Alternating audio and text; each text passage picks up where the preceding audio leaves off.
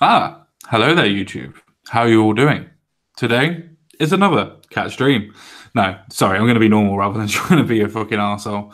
No, it's just me, the Common Sense guy, or as you probably know me much better off by now as Jason. How are you all doing? Tonight, I'm going to be on with Crumple Point. Ogre might join us later, but Crumple Point, how you doing, mate? I am all right, sir. How are you, and how is the audience? I'm all right, and the fucking audience doesn't matter. This is a dictatorship. Yep, B's already been trying to get herself banned already. So if Jensen Quinn starts being too loud in the chat, then B will be banned.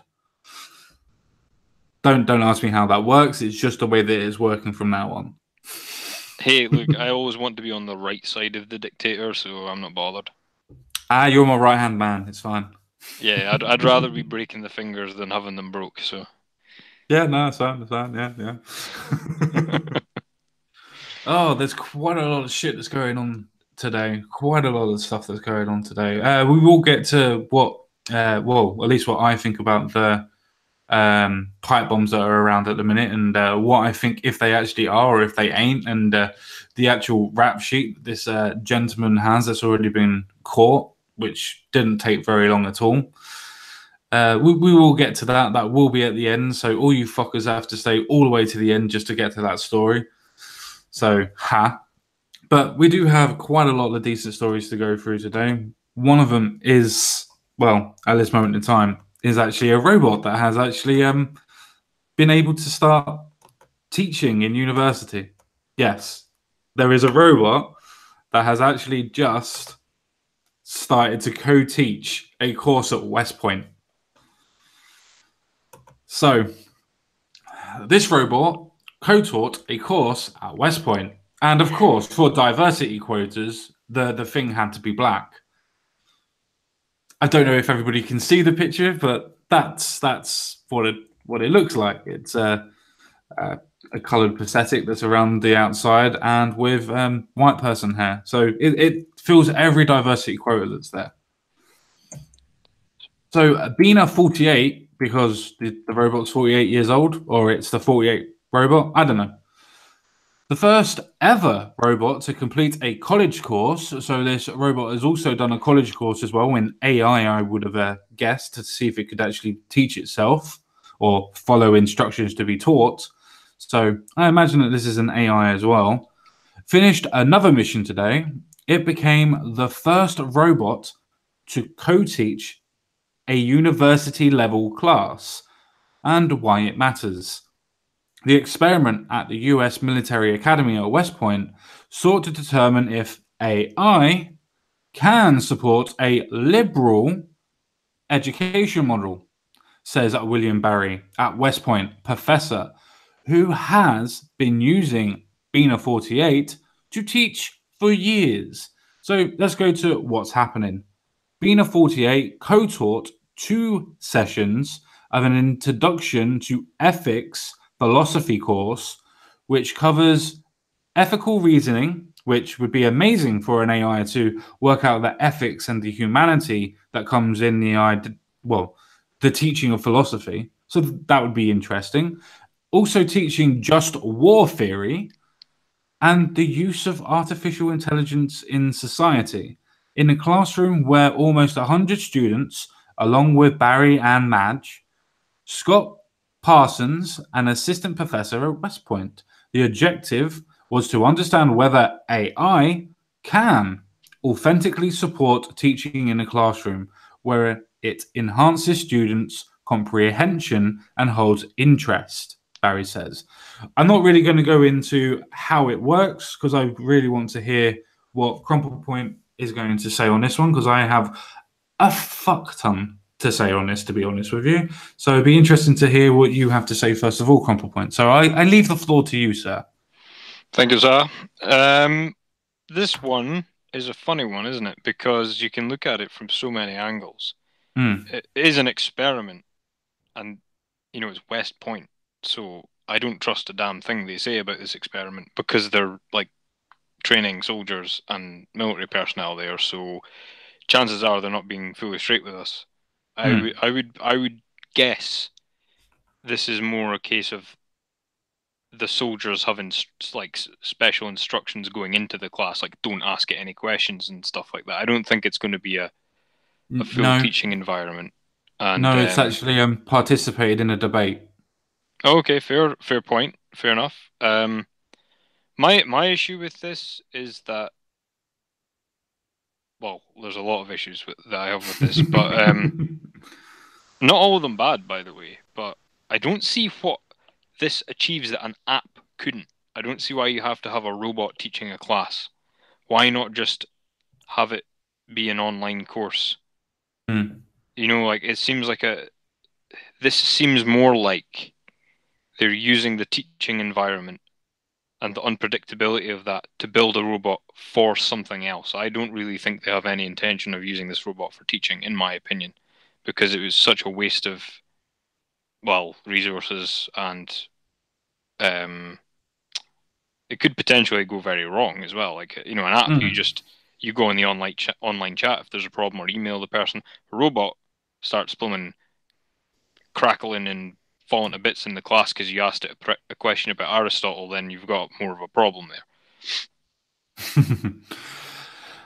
Yeah, I mean, I've got shit tons that I completely and utterly dislike about this. One of the major things that I completely dislike about this that it was already pre-programmed to teach a liberal standpoint, a liberal idea, a liberal ideology, which already falls in Yeah, line with the standards of the university in itself. Which means, is it able to understand and comprehend what it's going to do with conservative views or the idea of opposing views? How well is it at taking criticism? How well is it able to empathize and actually understand the different ideologies? Is it only programmed for those ideologies and set to debate on those ideas?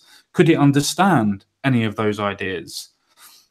I know it does yeah, says in, I know it does says in it does says I know it does say in this news article that when the cadets were asking questions, it was able to provide all the questions with an answer and give nuance behind the actual answers as well. So it's not just a case of it was pre-programmed to answer specific questions. It was actually able to just roll off the tongue and be able to point it through. I might as well actually just read the last little bit because there's only about four paragraphs and 3 bullet points. So I might as well just quickly read the last little bit so we have full context rather than both of us just trying to assume what's going on.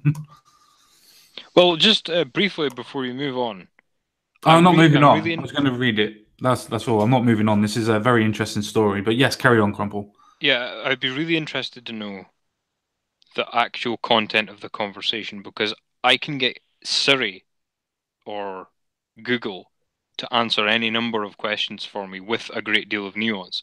What I Mm, can't get from them is guidance, and that's what you really need a teacher for. And that's why a bad teacher in high school is a bad teacher, because they don't give you guidance; they give you mm. information. And it's not what you need.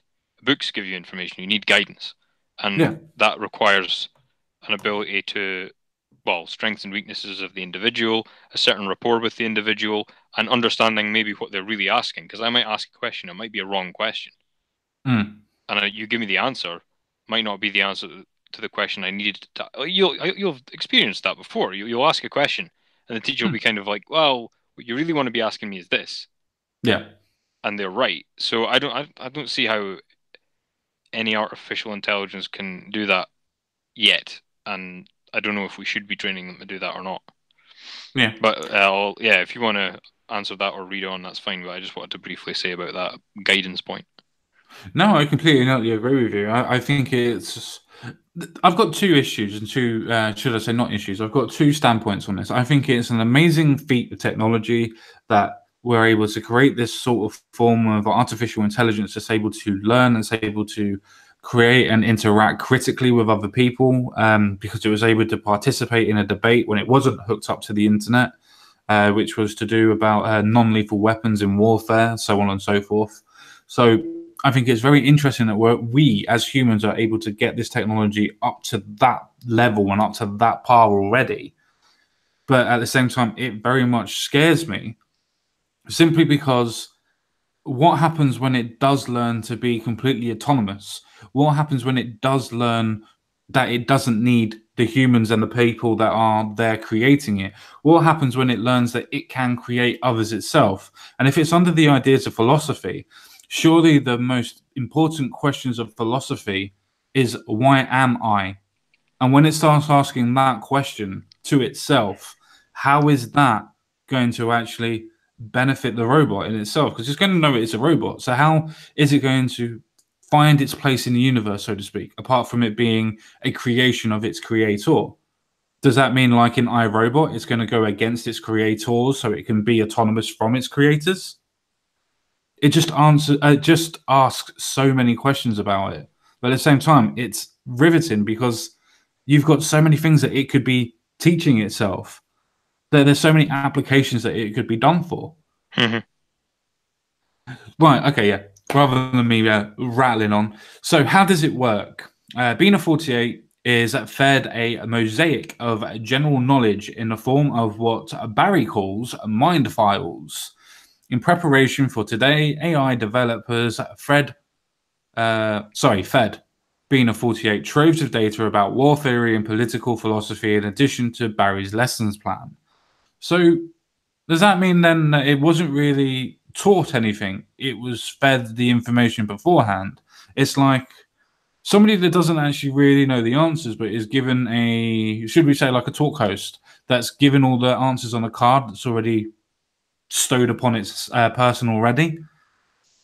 So can we really give it enough credit to say that this is completely autonomous and it's done by itself? Or is it a case of a talk show host being given all the answers beforehand? Yeah. What do you think? Yeah. I think with a lot of these things, people vastly overstate what these cybernetics can do. Because I had this revelation a while ago, like people going on about, in I don't know, in 10 years we're all going to be living under robot overlords or whatever bullshit. And just ask Quinn. Quinn will tell you. Yeah, right. And then I thought about the electric car, right? And I thought, how well do fucking electric cars work? They don't. They're horrendous. They don't work well at all. And to build a Tesla, you have to kill half the Earth just to make one renewable car. Like the silicon mines and all that shit, right? Yep. So and the lithium and all that sort of stuff that has to go into the battery. Yeah, sorry, I meant lithium, but the silicon as well, and the lithium, and the fucking, the petrol burning. Yep. Diggers that all that shit, right? Just to make one car that doesn't even have renewable energy, because you plug it into the mains, nuclear power. So I applied that kind of bullshit mentality to these AIs, and I was like, there is there's a huge and infinite difference between processing power and that being of any use. Like, how many really, really, really clever idiots do you know? I'm betting it's a lot. Mm-hmm. I do. I'll bet you know even a few brilliant idiots. Yeah. And I think these computers are going to be the same thing, and it's a robot. Well, the thing is that that's some retard outside my house, if you can hear that. With these these AIs and stuff, I don't see the ones I'm frightened of are the ones, the dogs and stuff. Yeah. Like, because the closest thing to a human is an animal, right? And stands to reason, more mammalian ones. And the reason that they're clever is because they can do stuff like, sniff around and kill things and climb things, and that makes them clever. So those are the robots, I think, that have a chance. Where if you've got some robot just standing there reciting Shakespeare to people and explaining a bit about it because it's got a live link to Wikipedia, that's not cleverness. That's not intelligence. I know it wasn't linked up to Wikipedia or an encyclopedia at all. It wasn't linked up on this occasion. Yeah, I was just meaning like for quickness, but sorry. Yeah. I don't see it being as good as they state it to be in any sense of the imagination. I just don't believe them, frankly. No, that's fair enough. I find it very interesting though, where praising something that's going on and at the same time we're condemning it, because it is a scary time when you're replacing humans with robots. Whether they are good at doing their job or not, you're still going to be using that robot to either replace humans or have humans as its supervisor, which means that there's less jobs for humanity to take on. I know that people that are more into the idea of communism and socialism and things like that go, oh yeah, well in 10 years time, well everybody will be doing this anyway, and it then ripples and so on and so forth. I don't believe in that theory, but let's give the theory credence. What happens in that 10 years then? Does the population completely capitulate? Does it have to eat itself to be able to survive? Is it a case of people have to die so that the robots can live? I don't understand why we would want robots to fill in the jobs that we're doing, especially when it comes to an advert of either protecting our country or an advert of actually teaching our children. Regardless of the age of they are going to be children. I don't think that we should be having robots teaching our children. The same as I don't think that we should have YouTube teaching our children. The same as I don't think that we should have TVs teaching our children. I just find all of this very, very interesting, but at the same time, fucking scary that humanity would trust itself and trust its future to robots that generally wouldn't give a shit about us, regardless of philosophy. Yeah, I think this is maybe an extension of the old adage of the best way to learn is to teach. Mm. And I believe that's true, because that helps you kind of spot the flaws in your knowledge, or makes you patch up the cracks as you go. And I think that's true. But so I think that's probably why they've put the AI in this situation, because if it can, reason, which is what ideally you want them to be able to do, then the best way to test that and to improve that is not to instruct the robot, but to have it instruct others, and the feedback, like it's learning like we learn. The problem I have is the actual teaching side of it, the position of authority. I don't trust teachers to be teachers, let alone robots. And the thing is, it's like we don't know what that. We just found out, a few years ago, that every text message and phone call on the planet was sent to the NSA for the last however many years. We also found out that our iPhones and shit are constantly recording us, and that our the cameras can be turned on at will, and that any of these smart home systems can be remotely used. So what's to say that you send your kid to school and they stick the robot teacher in? Like, God knows what they teach it. And whenever there's an adult in the room, even a human supervisor, they could change the protocol so that it goes all nicey-nicey. Yeah. And then as soon as the human presence is no longer detected, it goes back to teaching like bloody communism or Nazism or something like that while nobody's listening. And you've got hundreds of thousands of kids growing up thinking that's the proper way to behave. And I know that's paranoid, but that's why we have humans teaching other humans. It's the trust issue. Yeah, I don't know what you think of that. Am I going off the reservation there, or? No. I actually completely agree with that, because we don't trust our teachers to be able to discipline our children. We don't trust teachers to be able to really teach our children. That's the reason why we go off and moan about them all the time. And it's the reason why we've almost stripped all the teachers of any power or authority whatsoever away from them. But yet we're going to be, I'm not saying we are, but we're going to be willing to let a robot have a debate that's already happened about the ethics of using non-lethal weapons in war or not. Then we had it have a whole year as a college course at West Point, which has somehow managed to complete that, which is fair enough. But now we have it to the point of them, or it, should I say, being able to co-teach mostly, a whole lesson at West Point and actually have students actually engage with the robot itself and actually take notes away from this as well. For me, I'm a little bit worried about that. Not because I'm worried about the robots themselves per se, but more because I don't know what's going to happen to the humans that are supposed to be in that position. The more that technology seems to advance, the more we seem to write ourselves out of our future. I don't know. That is a good point. Yeah. If you want to roll with that. That's what bothers me more about it, is the uses that I think this is going to be put to. If it's a case of we find the robot learns quicker if it teaches, that's fair enough. But if they're planning on making this a thing, that's what worries me. But that's not the robot that worries me. That's the people using it. Yes. Especially as you quite rightly said, that it's already going to have pre-programmed presuppositions in the idea of a philosophy. Obviously, it's just preset programming, obviously, which can quite easily be, as it's already stated, a liberal agenda to teaching. Which, if we have that, how is the robot going to deal with an outburst, for instance, from I don't know, somebody that wants to set their desk alight or throw a chair at it, or how? Well, that's a thing, is the fact that they won't be able to deal with that situation. But then, why would you want a human in that situation? Because this highlights so many problems. Because I know there's two debates really going on here. Well, three. Firstly, there's robots and what to do about them. Then there's the military and what to do about them, and then there's the education system and what to do about it. And I think the education system is a disaster as it is. And I can see I don't fully believe that they're going to use robot teachers. I don't. But let's say for the sake of argument that they are. I can see the advantages to it, because it's not a teacher's job to be a minder. So if the kid is in, I don't know, some disastrous borough of London where all the kids are getting weapon searches and stuff before they're going to school, yeah, okay, take the flesh and blood person out if the desks are going to be on fire. I can see the advantages to that. You're going to have the problem kids and you're going to have the well-behaved kids. Separate them out, put the bad kids in with the robot, and if they want to get good grades, they can still get good grades, because it's still quality education.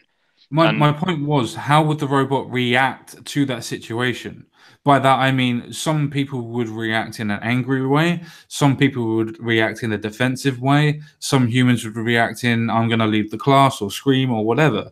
Now, if you have a robot that has the potential of an AI intelligence to react, to learn what's going on, and have a perception of maybe a self-preservation, how would that robot react in that situation of a student that is right up in the robot's face, as sometimes happens in schools, where it's literally going to have to either do something to that kid to stop it from whatever the kid's doing? How is that going to react? How is the robot, if it's by itself, going to be able to react? Well, there's the thing, is the fact that, and you mentioned iRobot earlier, right? We can build these things with absolutely no sense of self-preservation. That's possible. And desirable, in fact. Up until the point that they would be considered sentient beings. Before that, build them to be disposable, and if somebody gets up in your grill, you just calmness protocol. You just stand there and take it, and if they beat you to death, well, it's just a robot. That's not going to help the kid, though, is it? That's not going to help the kid, though, is it? Well, no, but a kid. I remember a story about a kid tried that on a teacher a few years ago, and the teacher beat him to death with a weight plate or a Bunsen burner or something like that. I can't remember what it was. And then that teacher was able to either go through a court proceedings to either get acquitted from the charges on case of manslaughter or defense of life, or went to prison for murder or manslaughter. Yeah, whereas in this situation, the kid goes to prison for vandalism, potentially. Like, that's it. And even if the kid doesn't raise a hand or anything else like that? Well, who knows? It depends on the situation. But this is the other thing, right? We don't know how these robots can and will behave because of my example of animals. The robot has not... It's kind of like the difference between a cult and a religion. Like how religions have been around for thousands of years, and they evolve naturally over time, and they're inbuilt into the culture. Versus a cult, which is just some dude comes up with something and wants people to worship him, and then it all falls to bits because it's artificial. And I think that the AI problem is a little bit like that. But if it doesn't have a body and an almost instinct, like a way of behaving in the world, we can't predict it. It can't predict itself. We don't know what use to put it to, and it can't really grasp what it's talking about to an extent either, because it's like, let's put it this way, right? It's going to have to, if you want a robot teacher, you're going to want it wandering up and down the classroom and waving its arms and looking like a person talking, aren't you? So, why do we do that? We do that for so many reasons, to do with like friendliness and showing enthusiasm and all. Like, you can't just mimic that. No. So and if they do make it mimic that, then it is just a circus performance. But I don't know. You take over from there, because I've kind of made my point. But I'd be interested to know what you think of all that. Well, to be honest, I mostly agree with what you said. And the reason why I mostly agree with what you said is because surely if it's the case of the AI going back to the discipline issue, as we just rightly said, if somebody was to, I don't know, anger the robot, so to speak, how and what would be the repercussions of the robot? Would it Hmm. be a case of that one robot then is extinguished or eradicated? Or is it a case of it wasn't the robot's fault, it was just a person's fault, but the person's either been killed or seriously maimed? Because obviously it's a robot, it's going Yeah. to have a lot of power behind it, whatever it is, not unless it's just a talking head, which would be funny for newsreaders, which could have an application for. But Yeah. I that's the don't know how point. fresh it is in your mind though, but like there are teachers. Let's just say this robot worked perfectly, and it is really just a Hmm, human stand-in. sure. There's lots of teachers I would have rather had the robot if given the choice, and I was in high school again. I'd say, no, I'm not taking Mr. Smith. Give me the fucking robot. You know what I mean? And Sure. so there's shitty, crappy, useless human teachers. Sure. I completely not agree with you. I mean, in some circumstances, the reason why I would have hated Mr. Smith because Mr. Smith actually made me do the work.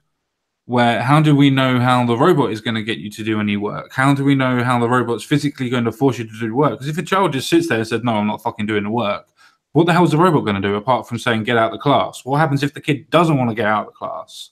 Well, the presumably like because there's endless downsides to this, so I'm trying to look at the upsides. Hmm. Potentially, because it's a robot, it's not going to lose its cool. So perhaps the robot can put it to the child in a way quickly with its infinite computing power that it can say, look, this is in your best interest. Here's why, and here's how I can make it easier for you or help you with it.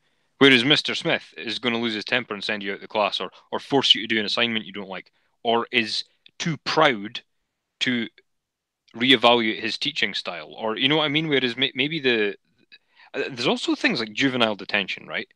If you look No, at a juvenile detention center, I'd much rather they have human counselors to go and speak to about emotions and shit, but robot teachers to teach them shit. You know what I mean? hmm. That would be a No. potential use. Yeah, I know. I completely agree with you. The thing is that I was trying to reiterate is that you have to remember this is not a robot per se. This is a robot with artificial intelligence, which means it's going to be learning and adapting, and it's always going to be taking in more and more um, sensory data.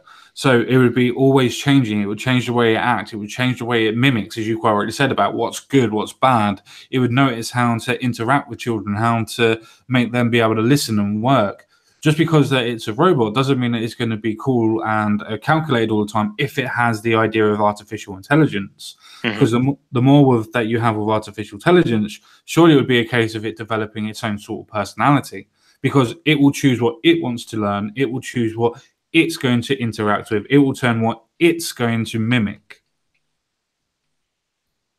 I just find that one of the most scariest things, especially if it's going to be teaching our children. I find that quite worrying, especially when it's a case of it's going to come up with a nuance and it's already going to be pre-programmed with an agenda or an ideology that's already put into place. Especially as we've already discovered that it's around 80% of university lecturers and school teachers are on the liberal side. So it benefits the liberals to have these types of robots or creatures put into place simply because it's already going to adopt its ideology. It's not going to go against it.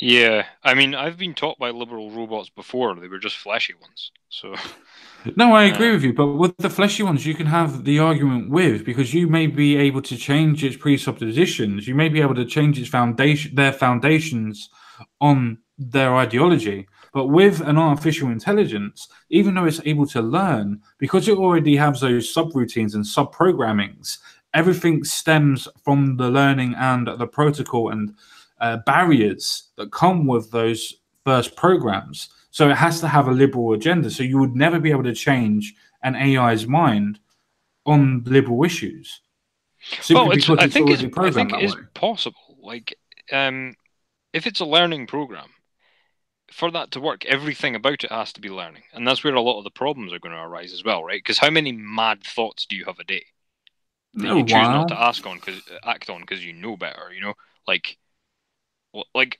just mental stuff. Like you're just walking and down the street. It's like, what if I just kicked that table over? That'd be funny. And then you obviously don't do it because it's like it's just a little fleeting impulse.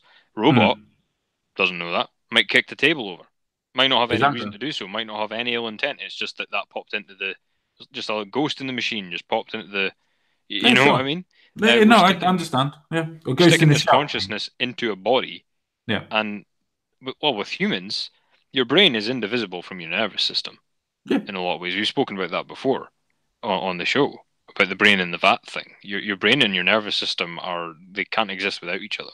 yeah. So in the robot situation, yeah, okay, there's the teaching robot thing, but we can't begin to anticipate the number of problems and possible benefits that could just out of nowhere just appear. Hmm. Um, but I mean, I was called. I was asked in school one time if I was related to Hitler and ridiculed in front of the whole class for it. Luckily, I'm quite quick with my tongue, and then I ridiculed the teacher back. Yeah, But good. all I'd said was we were in a stupid social studies class that nobody wanted to be in, and they Yeah, were teaching you about drugs and alcohol and which why it's everybody bad. wanted. Yeah, and they were saying about how yeah, like all the kids are drinking, all the half of them have had drugs. They're standing telling us like, "Oh, this is a cigarette." And we're 14, 15, 16. Mm. So they were going on about like how to get people to stop being alcoholics or some bollocks like that, and I said, "You know what? It's I was a big lefty at the time, by the way. I was Yeah. just I think I was a fascist looking back. Like I didn't know what fascism was in the sense, and I wouldn't have sided with the Nazis or anything like that. But what I mean is, I was a socialist who was extremely authoritarian, which I consider a fascist now. Mm. And looking back, that's what I probably was. And so I said, well, why not have it that we still have the NHS, but if you're an alcoholic, you have to pay for your healthcare. You fascist. Yeah, exactly. So because I You'll said, well, literally think hit that. about it. If you have to watch your mum and dad die of cirrhosis of the liver and all their teeth rot and fall out and they Sure. shit themselves every morning, that'd scare you straight pretty fast. And they Very asked much so. how closely related are you to Hitler? And I was like, that's not an answer. So maybe a robot would have given me an answer as to why that's not a fair thing to do. Well, there's a possibility on that one, but that's what I was trying to get at. Even if there is an answer, it's still going to be a liberal-based answer because the subroutines and the programming in it are always going to be under that basis. The fault pattern and fault recognition and the actual thought process, as in how the thought formulates and then is taken in from information and then is able to be expressed, would always be from a liberal standpoint because that's what its subroutines and programming is stated. So no matter what question you ask, it would always come from a liberal bias, no matter what. Hmm. And you'd never be able to change it because that's its base programming. It's not like a human where its base programming can be changed with actual sense, reasoning, and logic. The only way that you'd be able to actually change or let it actually have the idea and capacity to be able to decide what way it should go on politics or political issues or social standings is by not having the presupposition already in there or the pre-programming already in there. You just let it be and let it make its own decisions. But it can't Hmm. do that because the computer will use logic. And as soon as the computer uses logic, it will probably break. Probably the reasons why when it's happened in other countries and used AI and it's been on from a liberal bias, it's normally broken. Well, yeah, yeah. Um, and the thing is that like like I said, I was only half joking about the meat robot thing. Mm. A lot of the cases you question the teacher on anything, but their liberal politics being no exception, or let's say just straight up socialist. Yeah, They yeah. just send you out the class Yeah. arbitrarily. There you go, education over, bye, out. So I mean, the robot might short circuit or give you an error message to say, it does not compute. What Error, error, capitalism does error, not error. compute. But it's no different to the experience I already had, and it might actually be less degrading. So I don't know. Like, there's a lot of ways you could look at it, but I do agree. Like, let's just say, for instance, that they put like a speed limit, if you will, on the robot, so that it can only think so much. Mm. Then you are going to be, um, you're not going to have other teachers, and you're not going to have a human element there to go, look, dude, you can't teach your class this way, or whatever. That But again, this throws up all these problems that we have with the education system in general. These teachers are so arbitrary. School's a total meat grinder. It's terrible on Yeah, kids. I completely agree with everything that you've literally just said. It's just still So going to. I think the robot thing almost crystallizes that perfectly. Because if all Oh, it those things personifies. It were personifies. yeah. Because if all those things were already taken care of, I don't think we'd be worried. Mm, I think a lot of our worry comes from like, the robot is the tip of the iceberg here yeah. because we can see the abuse all the way down. Mm, And then taking the last, grain of humanity out of that is almost like the kiss of death on an mm. already rotten system. But yeah, no, I think there is some merit to your point of you know, the liberal NPC teacher. Well, it's even. I would still have this reservation, even if it was just from a conservative standpoint, Hmm. because I don't think that you can, in itself, that any person can be completely biased to one set of ideologies and ideals and want to teach. Because if you want to teach, you have to have an understanding, at least, and a basic understanding of what most of the ideologies that you're going to teach are going to stem from. Otherwise, how else can you teach them?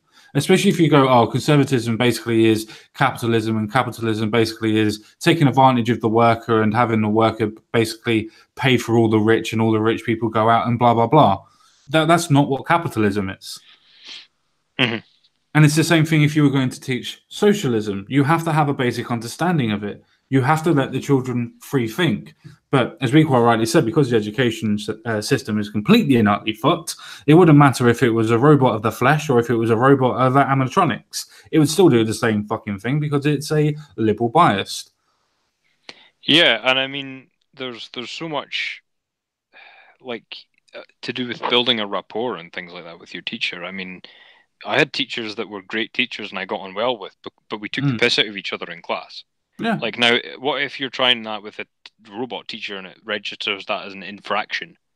exactly. Like, what if it even imagine a situation, right, where you're being actually assessed by the robot without the children being told, so they're behaving in a certain way to the robot, or even it might just they might give up on that idea and just have it like a face on a screen, Mm. and like Max Headroom, and so you're talking to Max Headroom, the teacher, and giving him a bit of lip, Mm. and he's fine with it. So you continue, but actually he's marking you down the whole time, and you have no idea. But you Yeah. think it's okay. Like there's all manner of fuckery that could go on with this. But I don't see why, when there's so many people needing jobs, while when it's so easy to become a teacher, you basically just bail out of your degree and go and do a 1 year teaching course. Yeah, uh, it's very, very surprising. I know I won't say her name, obviously, but I know a single parent mum that is so dumb that she didn't know where the fuck India is. She thought India was near Spain, and she is teaching elementary school kids. oh lordy. Yeah. And this is So the thing. I know guys who are expert. Well, maybe not world experts, but they're experts in their field. They're not qualified to be teachers because they haven't done the 1 year course. It's like that. Like, why is it that a guy who's worked at the highest levels of his field, who is an authority on what he does, has to go back to school in order to be a teacher? Why can't, like that's why I thought that for all his faults, Michael mm, Gove's Free Schools project was quite interesting down there in England because it was a case of like, you've got, if the parents are all happy with it, you can just bring in a guy to teach something because he's good at or she is good at it. yeah, no, Um, that's not a I bad thought that idea. was really interesting people power thing, and it was sad to see that squashed so much by the press. Yeah, and the thing is, people generally, humans in general, don't like change. It's the reason why us ourselves can see the benefit in having an AI in and around the rest of the world. It doesn't really matter what position it would go in. The AI would probably end up doing it better than the humans. Probably, maybe not always, but probably. I agree, and I also think that in this situation, the teacher would be no different. But the thing is that you need guidance from a teacher, and I don't think that enough teachers provide that, and I think a robot would be incapable of that until the point where they're basically a new species of their own. You know what I Mm, mean? Like to the point where you consider them another race. It's like, oh, this is my friend Frank the robot. Like it would need to be at that stage before they could provide a human being with any guidance. Yeah, he's like a mecha. No, But I I actually think that, completely not agree with you on this. yeah, and I think that this again, it's highlighting problems that we already have because it's like I know kids whose iPhones teach them a damn sight better than their teachers do. Yeah. They hop on YouTube or they hop on Google, they find out for themselves in 3 seconds what would have taken me 6 weeks to learn in school. And it's Mm. like, why do we have this structure? It's not even the robot that's the issue. It's maybe they don't need teachers all day or whatever. Maybe they Well, don't need to be in school for 6 hours. maybe the AI would actually change the structure of the class. Perhaps Because maybe the AI would be able to find a more efficient way of running a school as well. there's a possibility for that. Because if you're going to have AIs as teachers, why would you not have AI as deputy heads and head teachers in general, or at least co-head teachers? So you could come up with the idea, and the human is the one that makes the final decision. For instance, They're going to have a robot union as well. there's a possibility for that type of thing. I mean, that's the thing with AI that absolutely really scares me, because what is the point where you actually say that in itself the AI has become autonomous when it's maybe not considered a human life, but is considered a life? I mean, at the end of the day, we know that plants are alive, but we don't classify them as with a human soul. So when we say that AIs could become autonomous and could come alive, yeah, we're not saying that they're going to take over and have a human personality and a human soul, but at the same time, they can and could possibly end up becoming alive, or at least in that asset.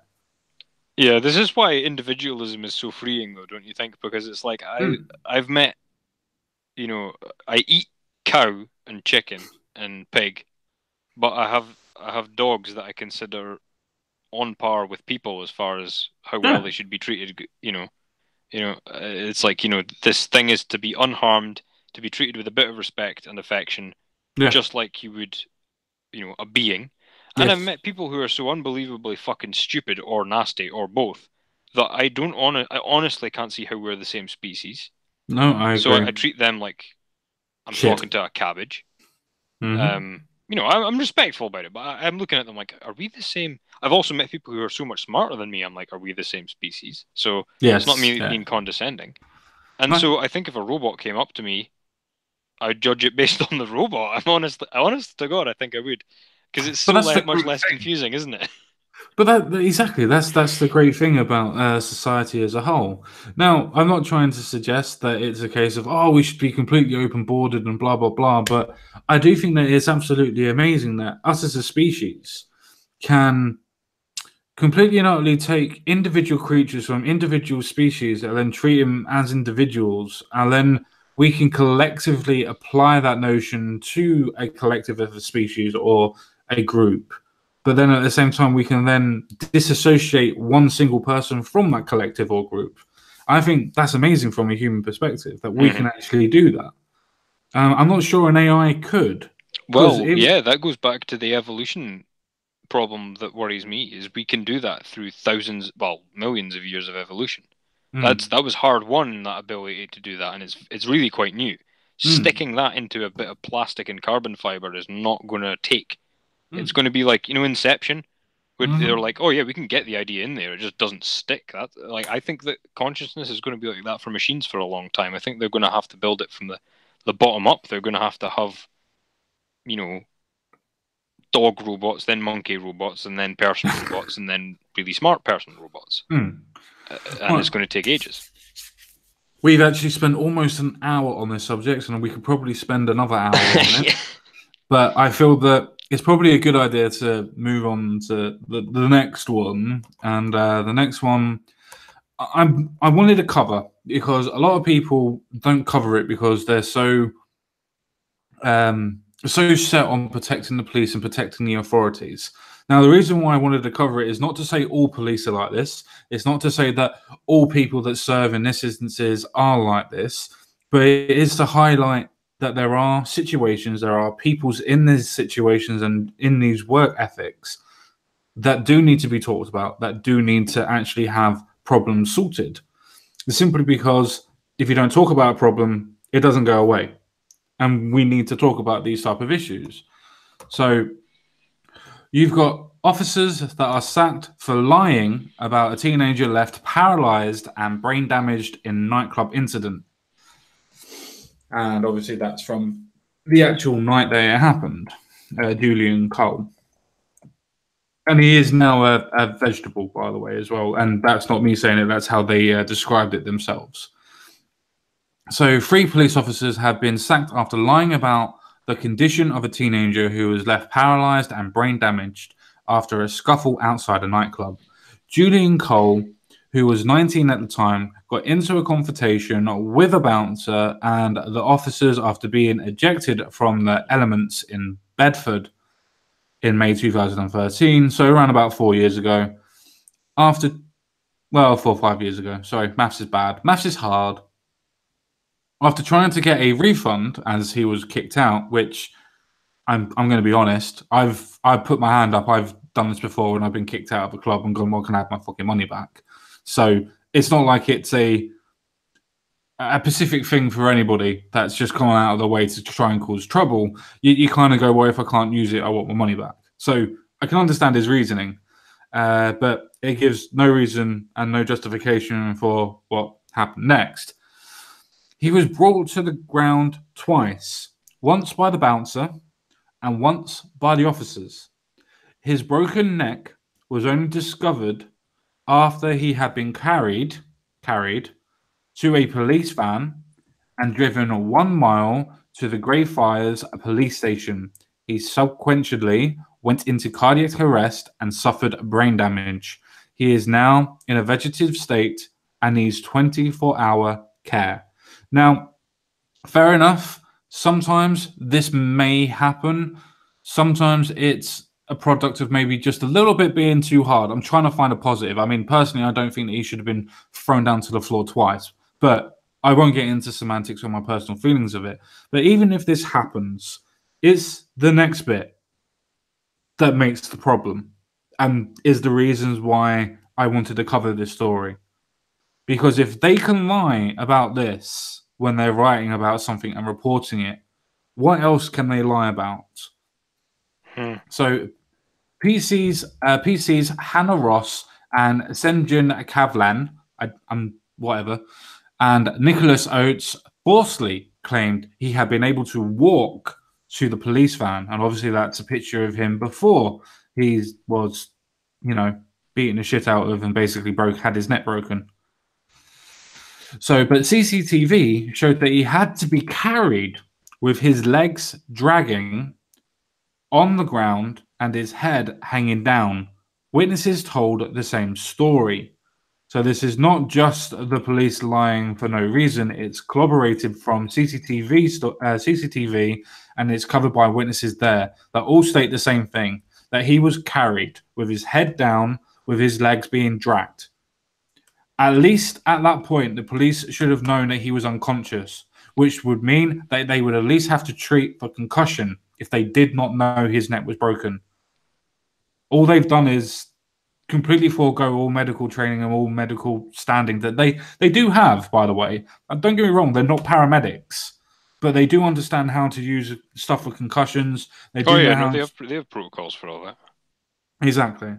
So the officers who also claimed Mr. Cole could move his legs and put a trainer back on while in the van, he was unable to stand after arriving at the police station, and PC Ross called an ambulance a few minutes later. So at a misconduct hearing, the PCs were found guilty of gross misconduct for lying about the teenager's condition. So this is not me, this is not Sky News, this is not Crumple Point making these assumptions. This has been done to an actual misconduct hearing that has found these PCs guilty of actually lying. Now, the reason why I wanted to put this story out there to people is for when people say to me, oh, well, the police wouldn't lie about these type of things. The police wouldn't lie about using a little bit of brutality to, spike up their Tommy Robinson supporters or arrest the wrong type of people after provoking the left to go after the right. They wouldn't lie about anything like that at all. Never. The police are beyond approach. No, they're supposed to be, but they're human. And unfortunately, humans, unlike AIs, can make mistakes. So, what did you think for this, Mr. Crumplepoint? Because I've been talking for a while, so why don't you take over for a little while? Well, I think you summed it up very well, and without too much judgment as well, just kind of laying it out quite nicely for us. Damn, I'm so torn on so many levels on this, and it also not about the particular case, just about the whole way policing in Britain has gone, because like the whole thing is just fucked from top to bottom. Yep. It's absolutely fucked. And the thing is, like, I don't know. We're reading this nice and laid out for us. So I imagine it from this dude's point of view, right? He's had a bit much to drink. He's been a bit aggressive. He's probably been mistreated in the club. Yep. He's probably paid a lot to get in there. Maybe more than he should, maybe more than he can comfortably part with. Some fucking bouncer's got a problem with him, and now these police are just taking the bouncer's word for it. He's getting, attacked. He's just like, you're just a big man trying to attack me. I don't give a shit if you're wearing a badge. Yeah. Get the fuck off of me. They've wrestled him to the ground, and now his neck's broken. And they've lied about it. Bottomed out any trust we can have in our institutions. So from his point of view, it's a horrible situation. And then from their point of view, from the point of view of the cop, giving them the benefit of the doubt or not, either way, it's still horrible. Because if you give them the benefit of the doubt, it might. Feck knows. I don't know what they walked into. I don't know who this guy was. Maybe he had history. Maybe he was known to be. We don't know how aggressive he was being. If he'd already been taken down once, got back up, and you've taken a runny at the police officers, they've got families to think about. They don't know if maybe he's bigger than them. That's another angle I wanted to take this from. Is like, I've seen a lot of police altercations, and I've spoken to a lot of cops. I've spoken to a lot of people who've been in trouble with the cops, and there are so many people. Like, there's a reason that cops used to be big, burly guys. Oh yeah, definitely. The reason is because they could control you and manhandle you without doing this sort of shit to you. Because I knew a guy in high school who he was playing rugby. It was a bad fall. It wasn't even like a huge tackle or anything. It was a bad fall on the pitch. Broke his neck. It was in a cast for ages. So like, we're fragile beings. And so if it's a smaller guy or a woman or anything like that, they're going to have to get the batons out, or they're going to have to, they're going to have to use excessive force just to control the guy if he's kicking off. Yeah, they can do, yeah. Whereas if it's a big fucking 6'2" burly police officer and there's two of them, they just take an arm each and stick him in the vat. It's not, going to be as much of an incident. So, like, I think policing all over, like, the way they make arrests, the stuff that they head into, what happens after it, it's just kind of like the education thing. I'm rattled by it from top to bottom. I feel awful for this poor dude. Yeah. Because he's in a horrendous state. And I honestly don't know whether these cops are, dirty fucking lying bastards, or whether they were genuinely, stressed out of their minds with, fear or, what do you call it? Aggravation or whatever. Like, who knows? Aggression. Yeah, because, this is another thing. I've spoken to a cop about this before.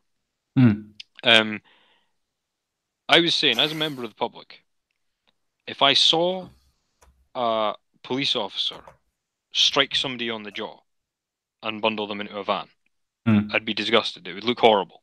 Yeah. But actually, that is a far more desirable solution than what they're trained to do, which is grab them, slam their head to the concrete, and rack your baton and hit them in the leg with it. But that looks more deliberate. You know what I mean? Yeah. But so the punch looks more violent, but it's probably safer. But it's all about optics, and it's like, I don't know whether we've just got to start really reviewing who we let into the police and how their arrest tactics are like work and what like.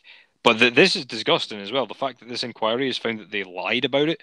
Like, if they'd been honest, I'm sure a lot of people would have understood the situation. But the fact that it's this young dude who's basically just had a bad night and they've ruined his entire life and then lied. Like, holy shit, man. So you take it from there. No. I mostly agree with you. But the reason why I mostly agree with you is simply because I completely understand that if this gentleman was being rowdy, if he was being a bit aggressive, then both the bouncer and the police have every right to either defend themselves or restrain the person. They have every right to do that, and I'm not taking issue with the fact that they took him down twice. Mm. I have no repercussions or I have no instances of aggression towards them whatsoever on that. The point that I have is the lying. And that's Yep. the reason why I wanted to bring up the lying. Because if they can do this about this one incident, they can do it about no go areas. They can do it about when certain people start talking about Islam and they start getting death threats and things like that. And then the police come around and start arresting you because it's for your safety and Yeah. start telling you lies like this. And we need these guys, to be honest, for our Yes. sake and their own sake, because it starts with, oh yeah, he took the first swing Yes. when he didn't. And it ends up, oh, Malmo's perfectly safe. You know, like it's a Yeah. I know the slippery slope argument is often laughed at, but it's like, no, once you as a public official have had to tell lies and bend the truth like that, Mm-hmm. like the public, it's not like America in Britain. The public fucking understand that when some thug is kicking off and the cop is put in a shit position and a shit thing happens and the Yeah. cop is honest about it, they might be angry, but they understand. But if you Exactly. lie, we need these people to be above lying. Yeah. Because then we can't trust a damn thing they do afterwards, just like you said. Like, Exactly. and the lies can get as big as they please because of the way they're able to lie. They can't lie like we lie. They can lie and make it legal evidence as well. Exactly. Because once they wrote a report on it, it then becomes evidence put into their one their hearing or one any sort of incidents that's already happened on that night and whatever. Yeah, man. Like I was saying, I honestly do feel that this is very, very. It can be a slippery slope, as you quite rightly just said, but it's just more evidence that yes, the police as a whole don't do this. Or at least I hope they don't. I don't see that much evidence for it overall. But when people go that this isn't happening in the police force and you showed them evidence for this, and then their simple responses back going, yeah, but they got arrested for it. It's like, yeah, but how long did it take for this to happen? How long did it how many other times have they lied? What else have they done that's criminal?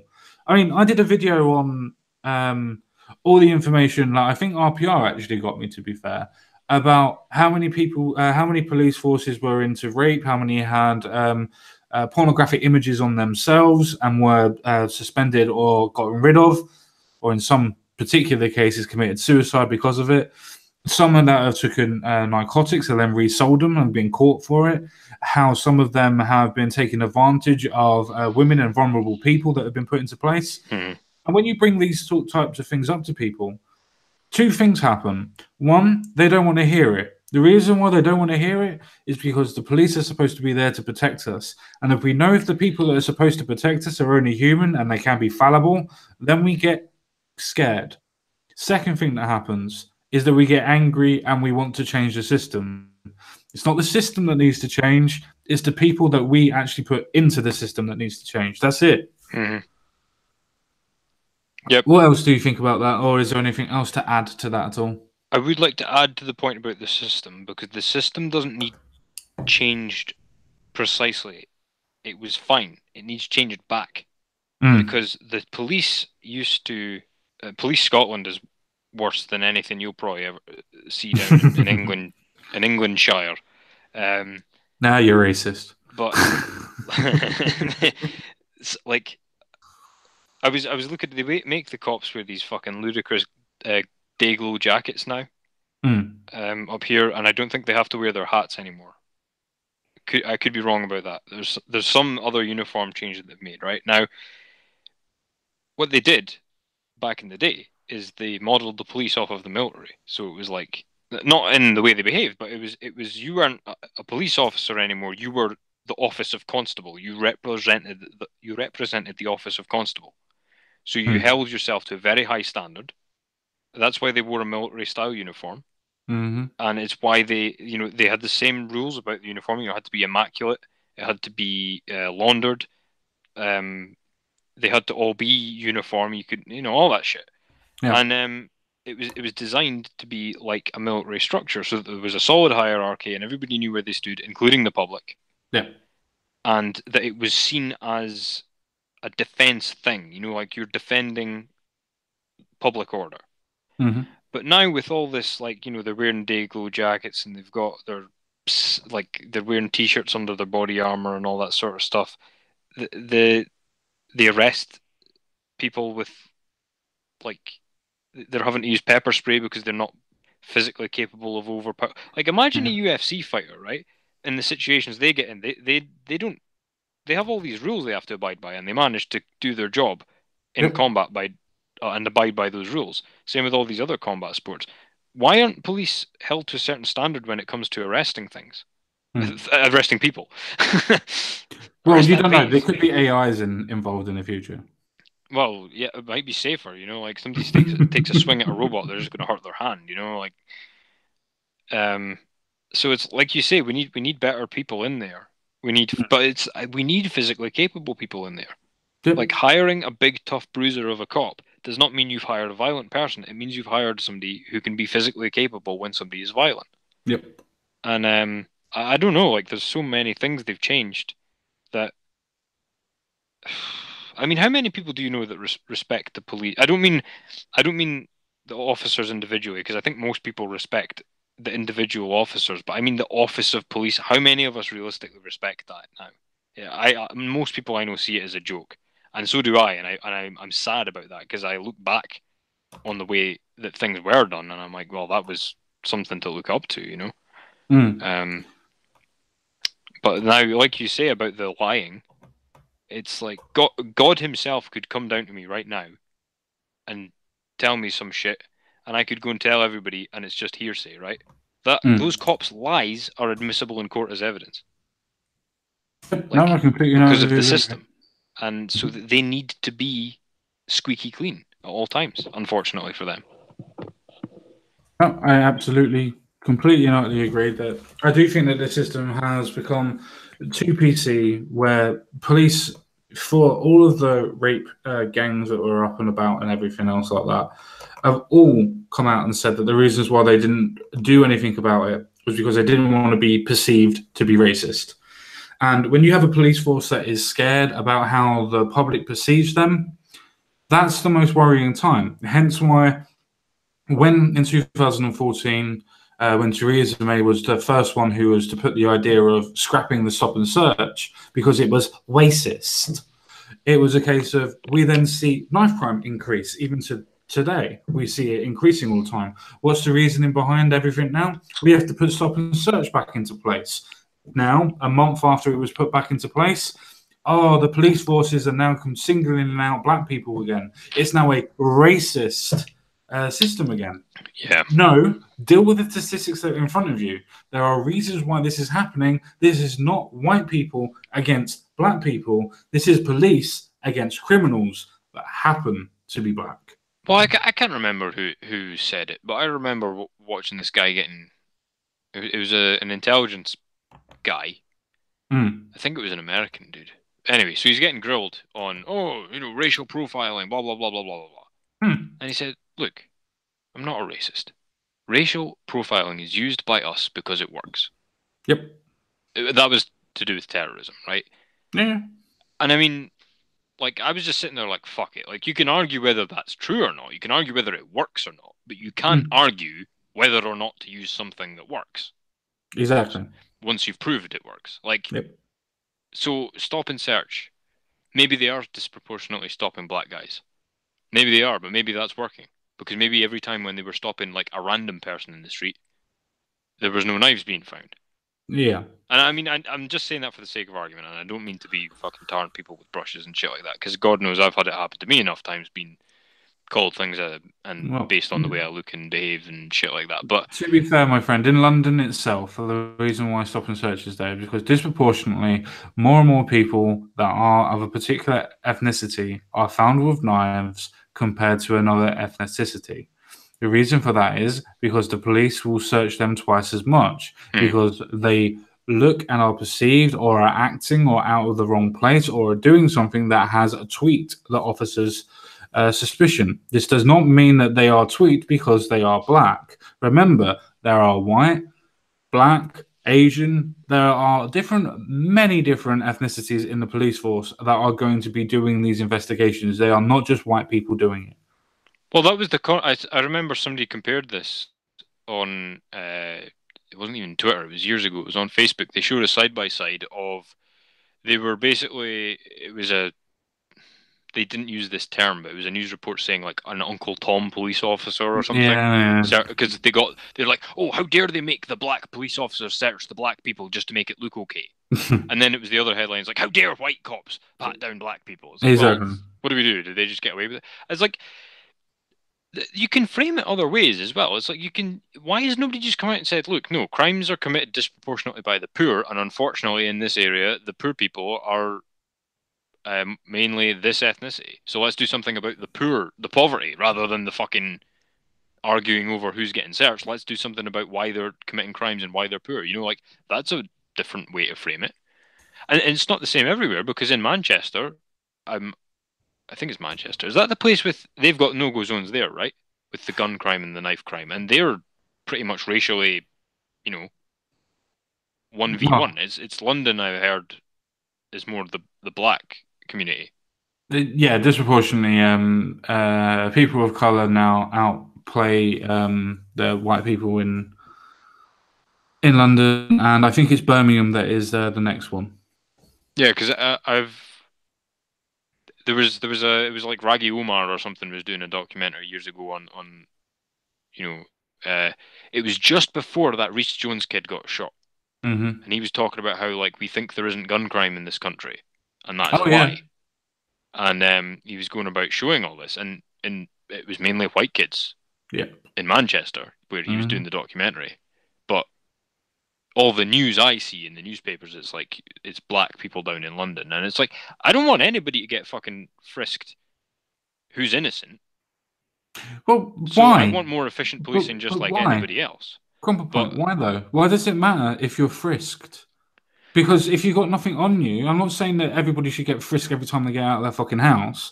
But if you look like you've done something shifty, oh no, I just mean on a human level. Like if you're out having a few beers with friends and you're on your way home, and some fucking cop with an attitude comes up, and the guy's black, and we all are fairly certain that it's him that's going to get searched, and that's why that's going to piss you off, right? So yeah, okay, we want to get rid of that, so we need better policing. That's why do we? Because it's not a racial issue. Yeah, but why do we need to do that? Why do we need to get rid of just somebody getting stopped, searched, and thingy? If people know that they're going to be harassed if they look fucking shifty, guess what? They stop becoming shifty. Oh no!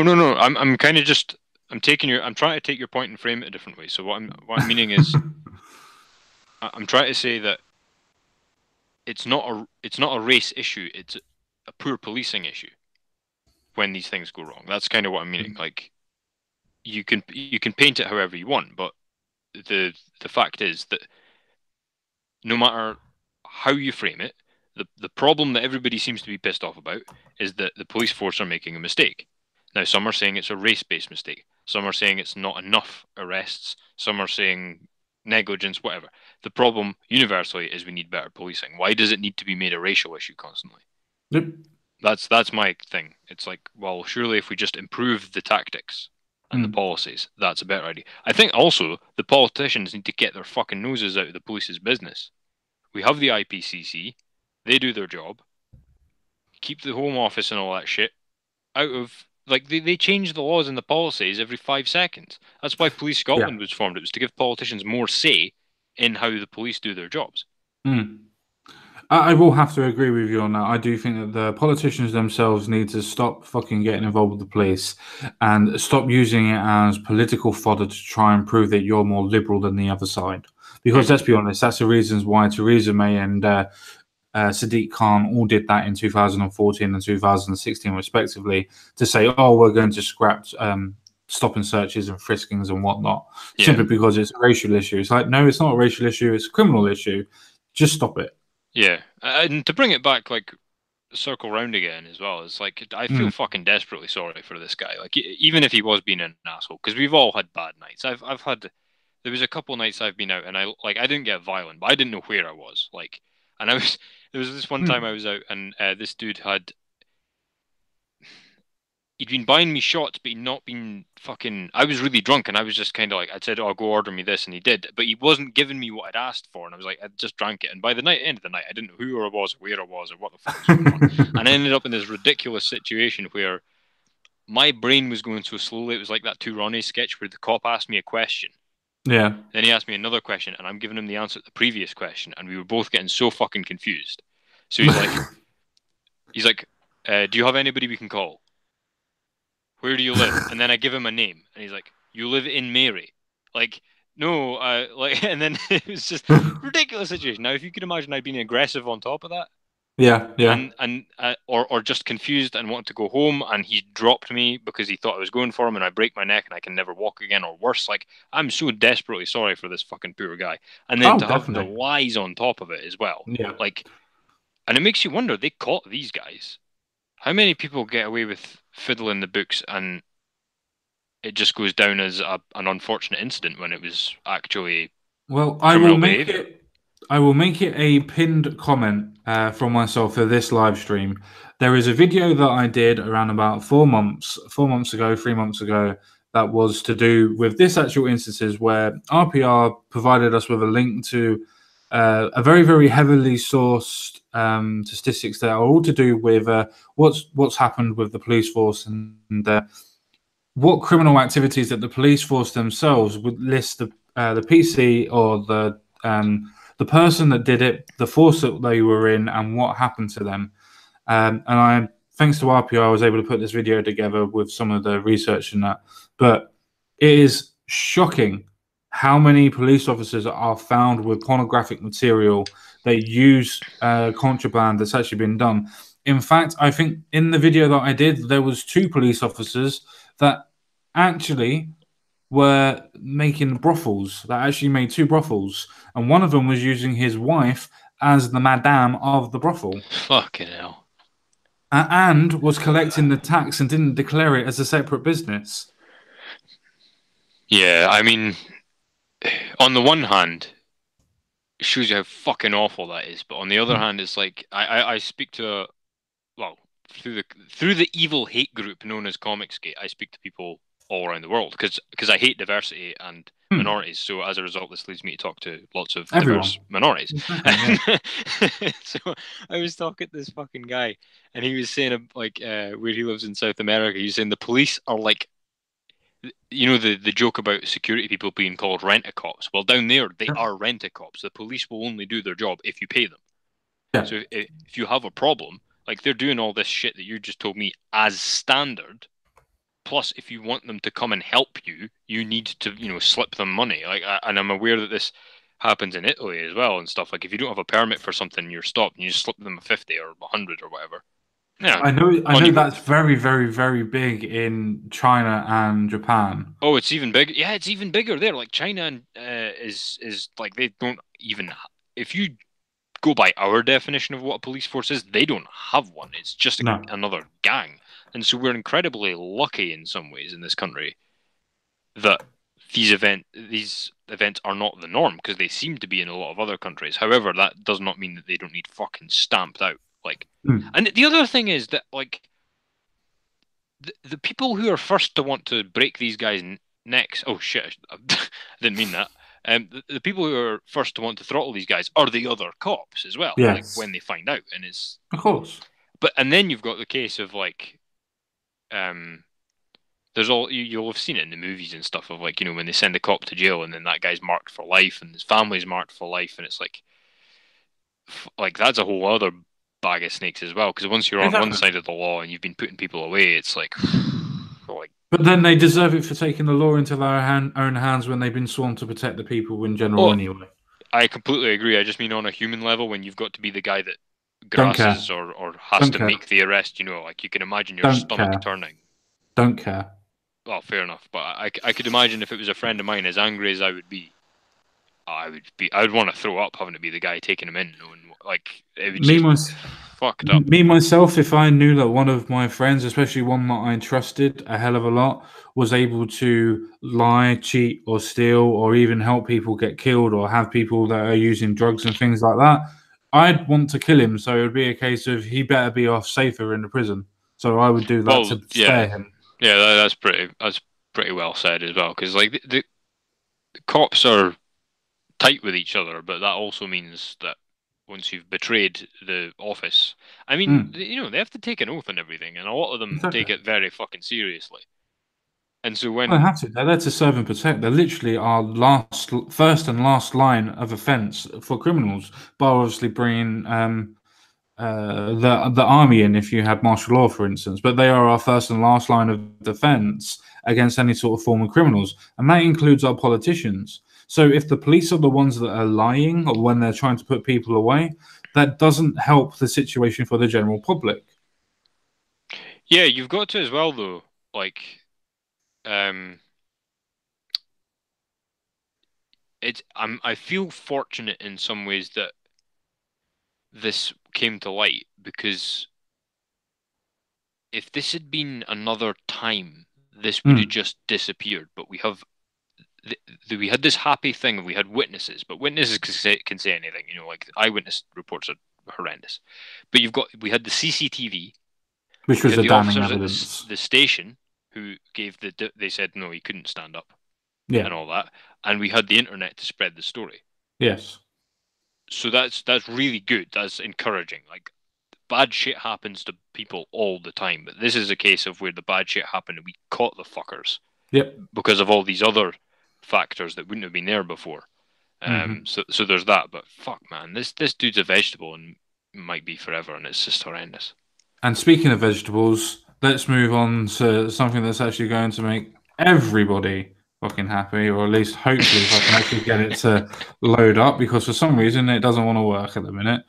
But because my internet's shit, and after a while my PC just goes, nah, I'm not doing anything that you want, you can fuck off. But when I say PC, I actually mean laptop, because look, I'm moving my laptop. Not your PC plod. No, definitely not a PC plug. Used to be a security guard though, so halfway there. Yeah, were you not bailiff as well? I cannot confirm nor deny. You've thrown plenty of people out of plenty of places, basically, is the moral of the story. Yeah, I've been a bouncer. I've done security, and I did court security as well. And I've thrown certain people out. And fucking broken a few kneecaps in your time. I think the only thing I've ever done that was bad was accidentally break an arm when I couldn't get the person to go down as quick as I wanted. But apart from that, I don't think I've broken any bones apart from that one. That was very diligent of you then. There was no diligence involved. The fucker wouldn't go down, so I just ripped his arm around. He went down very quick after that. Right, yeah. Anyway, reminiscing. Ex-police chief Bernard Hogg Ho, or Howe, calls for review into cannabis law. Yay, cannabis. So the country's former top police officer says it is time to carry out an urgent review of the UK's cannabis laws. Former Metropolitan Police Commissioner blah blah blah Howe says the legislation of cannabis in parts of the US and in Canada means it is time to look closely at the issue. Oh, he's a lord. He's a fucking lord now, is he? That's always nice to know. Lord Hogan Howe, who was head of the Met Police from 2011 and 2017, was previously a supporter of strong laws banning the use of cannabis. So who got to him? Was it the Lib Dems? But he has softened his stance after carrying out an investigation for the Channel 4 show Dispatchers. Surely he should have carried out the investigation when he was the police commissioner. I'm just spitballing here, police investigation. I'm just saying. I realised that you're joking, right? But on the one hand, I'm kind of actually glad because it's like This is a policy thing. It's like I think the police should stick to just enforcing the fucking laws, Yes. whatever those are. And Well, you have to remember policy he's should a be done by lord other now. people. But you have to Yeah, remember so he's a lord now. He can influence policies because he's probably a Lib Dem lord. Let's be yeah, honest. so that's good in my opinion. I had this thought before we move on with the article. I had this thought that it may be hopelessly impractical, but I'd always thought surely the defense secretary should always be ex-military, and the Home Secretary should always be an ex-cop. Like, surely that should be a stipulation. Well, I definitely agree with you on the defense secretary because if you have somebody like Jeremy Corbyn or, God forbid, John McDonnell, or even worse, God forbid, fucking Diane Abbott, that's in charge of our military and our defense, they'll go, "Hi, Russia. You know, we love you. Come here. I'm spread for you." I mean, don't get me wrong. If Diane Abbott was doing it, you'd probably go. The Russians would probably go, "Yeah, not today. We'll come back in a couple of years." Oh, So the Russians wouldn't want to help us because we'd be inviting Hamas over in their droves. No, what I meant was that Jeremy Corbyn and those set of people are Russian sympathizers. So as Russia wants to take over the world in everybody's eyes, then it would be a case of them opening their arse cheeks, I mean doors, for Russia to come in. Is what I meant. But I'm not too sure about the Home Office because the Home Office doesn't just deal with aspects of the police. It also deals with foreign aspects as well, as in border control and so on and so forth. So I'm not 100% sure on that one, but definitely Defence Minister. I would have to say that it should be a former member of the MD. Personally, yeah, I think definitely for defense. Like, I know that they've got like the Joint Chiefs in America, at least. I don't know if we have a similar thing here. But I think we have something similar with the generals. I think we have something similar, but not exact. Yeah. But anyway, so I'll let you go on with your article, but I just thought I'd throw that into the ring. Yeah, we've got half an hour to do 4 stories, and I at least know 3 of them are going to take an hour to get through. So we might be here a while, lads. It comes after the government relaxed the rules on the use of cannabis for medical purposes, so long as it's on prescription.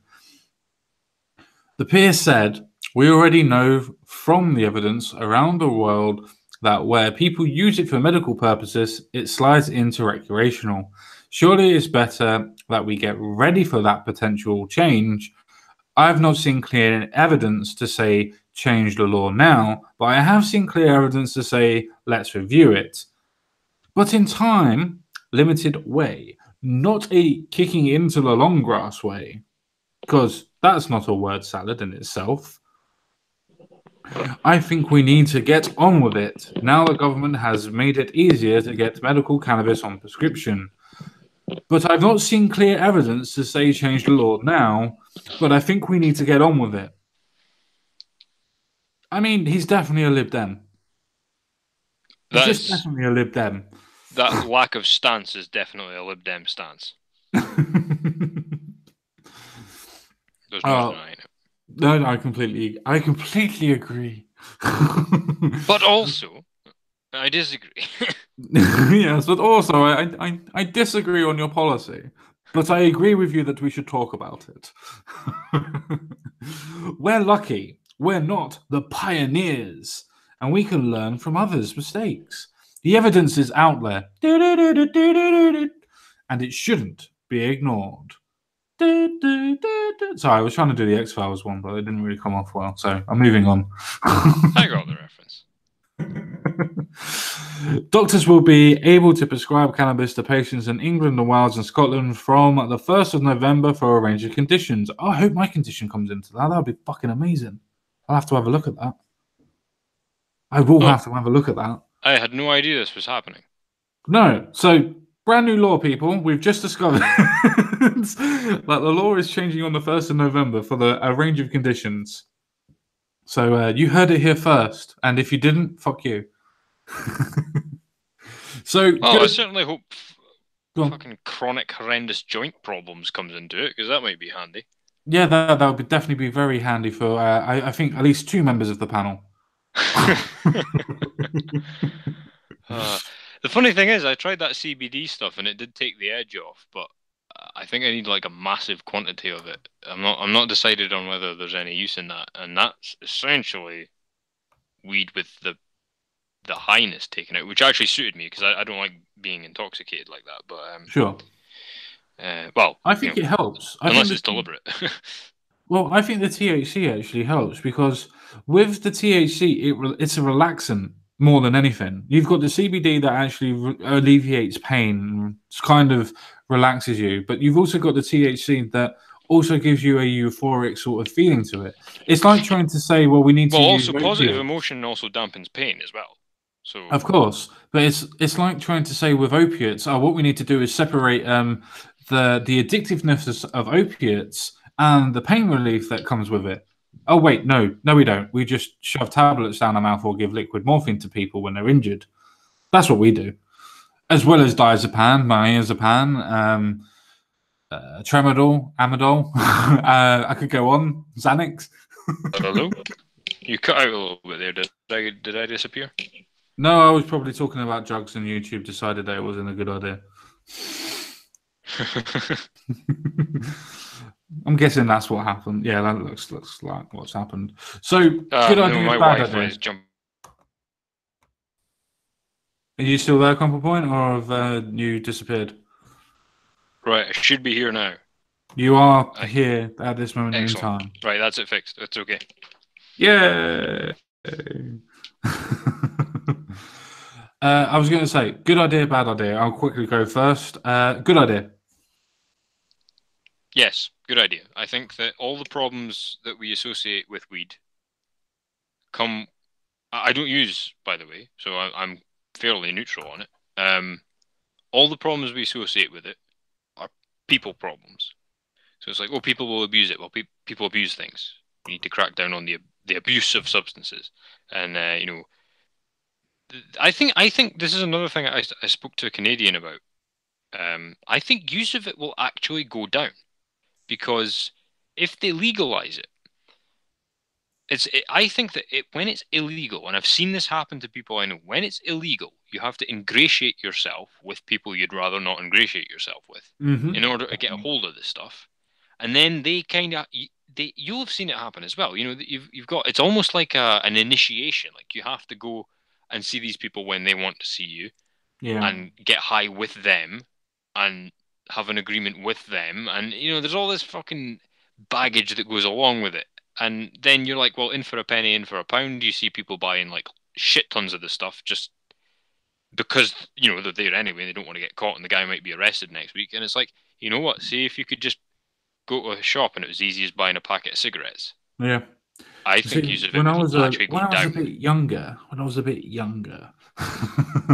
I used to go out on a night out, I never used to drink too heavy because I didn't really see the point in it, especially considering that I could spend a tenner and I could probably get high enough to enjoy playing computer games or high enough to have a exhilarating conversation about the fairiness of a carpet, for instance. Or I could go out and spend £20 for the night, and I could absolutely just relax in my house, or I could relax in my mate's house and just absolutely flop about and not worry about anything, but at the same time be absolutely happy. I have never found anything inherently wrong with weed. Now, I'm not saying that it's necessarily a great thing to do every day. I'm not saying that, but if you're going to compare it to alcohol, which is taxed and levied and is approved by the government, that causes more deaths than cancer, that causes more deaths than almost any other form of drug that's out there, and yet that's legalized. Why is it that we can't legalize something that you cannot overdose from? Yeah, and also I was thinking about this as well. Like, well, first I would like you popped out again, mate. You popped out. Oh, hello. You're back now, but you did pop out just midway. Oh, yeah. I was gonna comment on that in a minute, but I was wondering like what you thought. Do you think use of it would go down because you're not having to be so involved, and you can just go and buy some like as a product rather than having to get involved in this underworld, so to speak? Or do you think I'm maybe just off the mark there? I don't think it would necessarily go down. I think criminality to buy it would go down Mhm. because it would be as we're getting it on prescription and things like that. People that don't have any money that need it, if they do somehow get to addicted to something that's unaddictable, believe it or not, then they can put it on prescription and then just say, well, there you go. So I don't think it would necessarily go down, but crime rates associated with it will definitely go down. Yeah, I have nothing. This is another thing. I have nothing against weed. I have something against the. It's like the mentality that goes along with it with certain people. So, Mm. for example, you can't get addicted to it. That is true and untrue. You, it's not addictive in the sense that opiates are addictive. Mm. But I have met people who I'm saying absolutely are addicted to this stuff. Oh yeah, Completely like they could not function without it. They refuse to function without it. Well, no, worse, they can function without it and they refuse to. And yeah, but that's generally with constant use, day in, day out, and normally spending between £20 to £50 every day yeah, on that's on the kind of what I meant about the substance. attitude is the problem because you can do the same thing with gambling, of course, Yes. and other things that are not chemicals like Mm. exercise, sex, all these things. Anything that can give you a buzz. So that's my problem with Somebody it. said sex. Yeah, somebody's. So it's the attitude, but I think that a lot of the times it gets shut down because I'll say, well, I know people who are categorically addicted to this stuff, and it's like, well, it's not possible. It's like, I'm not trying to argue the science with you here. I'm trying to tell you, Mm. you know what I mean? So that No, annoys yeah, me. But I that doesn't. completely That's not the agree with you. plant's fault. and It's definitely the plant. It's definitely the plant. the other thing is that I've seen so the reason I think the use of it may even go down is I've seen so many people get into it and like you say using it day in day out. And Mm. I've thought a long time about like, why did they do that? And as an outsider looking at their lifestyle, it's because they just wanted a steady supply of it to use when they wished. And then because they're doing There's other something that is reasons. against the law, Yeah, they're like, there's well, other reasons. Most people, not everybody, but most people that use drugs are, or any sort of form of drugs, are using it as a form of an escapism. Now, that doesn't mean that they completely and entirely want to escape from the world and themselves and go off into a fantasy land. It just means that they want to escape from all the societal problems and the inherent problems that they necessarily have, i.e., that bill that you have to pay tomorrow, or the fact that you've just got canned, or something like that. Normally, it's used as a substitute to be able to get through those perceived barriers and has a form of escapism. Generally, now not everybody does this, but it is a generalization.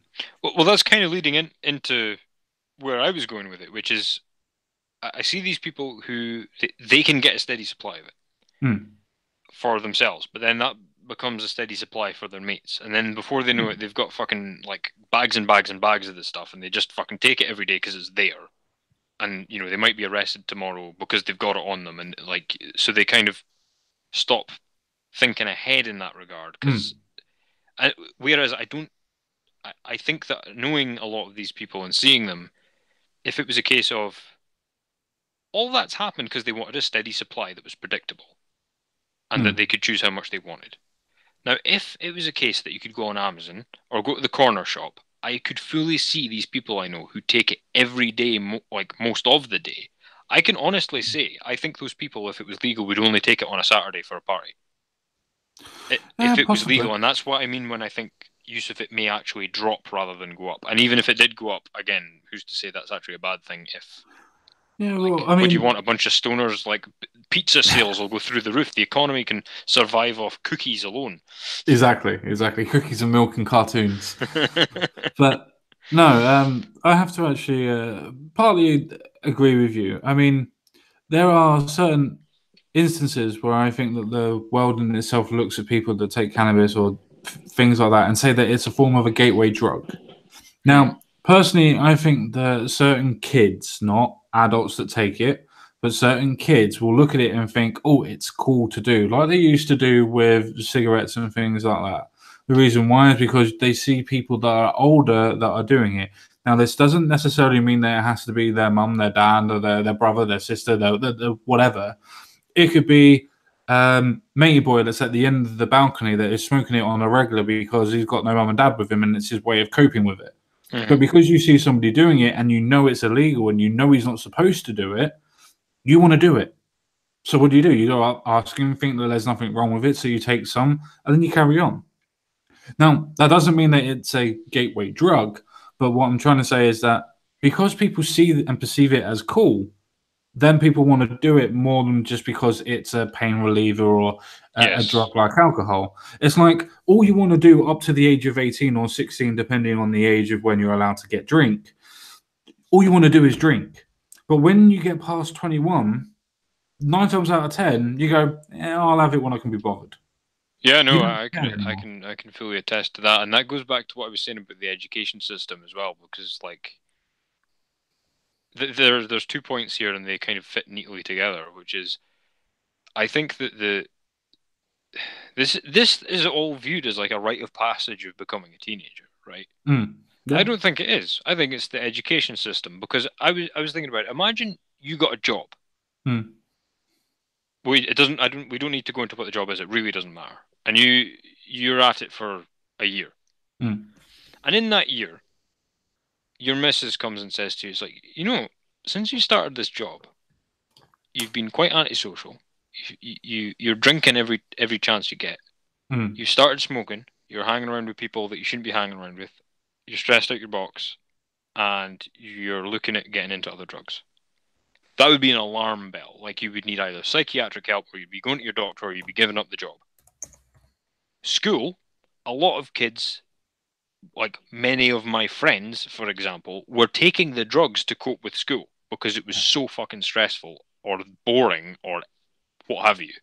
And it's like, I blame the education system. I don't blame fucking the mysterious demons of crime for getting these kids into this stuff. I don't think it's a natural rite of passage. I think these kids were so bored and unfulfilled and unhappy and stressed that they were like, you know what? To hell with it. I'm going to be stuck here for the next 4 years at least. I'm going to go and have a doobie at lunchtime just to cope. And I saw that a lot. And I was tempted to get into it heavy myself, but I didn't, because I saw it's not a solution. No, but definitely that was my experience of it. Is so many of them it was a stress thing. And with what you're saying about the gateway drug, I think it's a gateway drug because it's illegal.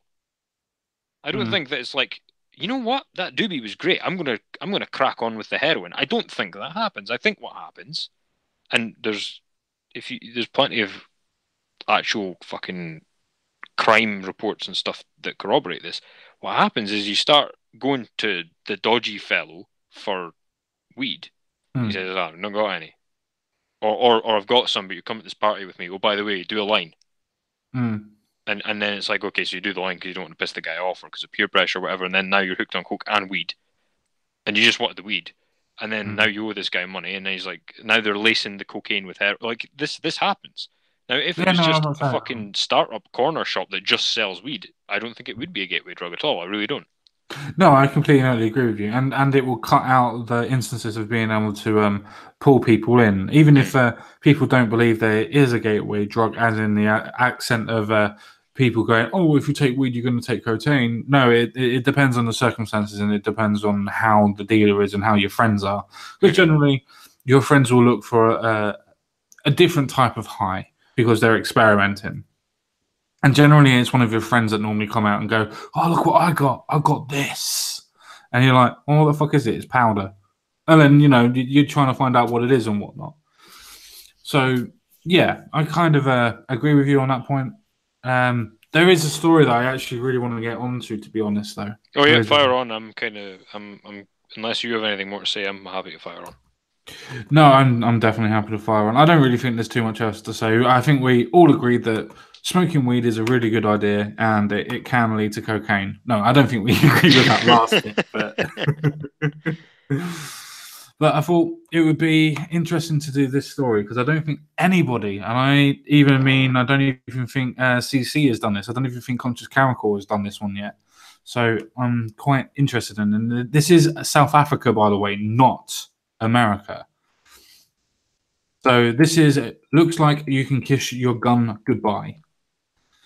So self-defense the protection of another person or the protection of the property, important part, will no longer be valid reasons for owning a firearm, and guns will have to be handed in. Interesting, that isn't it? So, self Hmm. defense, the protection of another person. Now, remember, this is fucking South Africa. Now, I'm not saying that they got lions and everything else around the bloody corner, but there's a couple of animals that might want to fucking have you if you're in the middle of a farm. Just Yeah, saying. like the president of South Africa, for instance. Yeah, but all joking aside, and I do agree with you, like it is the case that this is all to do with the South African president Well, who just wants to you're take right. control of your land. You are right. CC, conscious caracal. Have you seen a caracal? I wouldn't like to cross a caracal Nope. unarmed. Nope. Not one that's ready and willing to be able to take you on. Generally, they wouldn't do because of the size difference. But if Hmm. one's ready and willing to take you on, they're going to cause some fucking damage. And guess what? You ain't got a gun. All you got is a little poxy knife. Yeah. Yeah, you might get one good lucky hit in, but let's be honest, the cat that's actually able to attack you, yeah, you're not going to be able to stand much of a chance. Yeah, and the Brits are all like, "Oh, what would you need a gun for?" It's like, "Oh, shut up. We have badgers. That's as big as it gets over here. Fuck off. Stop telling other people what to Yeah, do." but we used to have bears though, didn't we? But we hunted them out of extinction. We used to have brown bears. Did we have bears? I knew we had wolves. No, we used to have brown bears as well. I think they Bloody were hell. extinct over 1,500 years ago, 1,500, something like that. But we used to have brown bears in our vicinity, and most of That's Europe did as mental. well. Yeah, I knew the Germans had them. Mm. They were all over Europe. They were Yeah, all over Europe. They that's spread all interesting. over. We used to have bobcats as well, or what would be called bobcats, or lynxes. We used to have them. We used to have beavers. There's quite a lot of things that we used to have that we don't have anymore. Well, we've still got wildcats up here in Scotland, which aren't really anything comparable, but they're they're No, wild what and I they're pretty meant was fucking by dangerous. So what I meant by bobcats is the proper bobcats, the lynxes of Canada. We used to have something very, very similar. We used to have something that was similar to the Siberian lynx, which is in obviously Siberia, Russia. hmm. We used to have something very, very similar to that. We used to have quite a lot of different weasel populations as well, but we weaseled them out. It was Mr. Toad, wasn't it? He got rid of them. Yes, yes. Wind in the willows, my friend. Wind in your willows. That is a fucking fantastic book, by the way. I know it's a kid's book, but seriously, people, Oh, go back and reread it. That is a fantastic book. I watch it. I watch it every Christmas because it's normally on one of the fucking channels every Christmas. All right, yeah, I had them on VHS. I wore them out. Yeah, I used to love the old Wind in the Willows. Used to love that. Same as I used to love the old Fox and the Hound. I've got one story that I was going to do as a video, and I was going to add it to this, but I thought that it would be a little bit too late to do it. But they are now saying that Aladdin is fucking racist. Let's not, Yeah, they're now please. saying Aladdin is racist. Can I just point out, by the way, this story that we're currently doing is Alex Jones got banned for Hmm. talking about.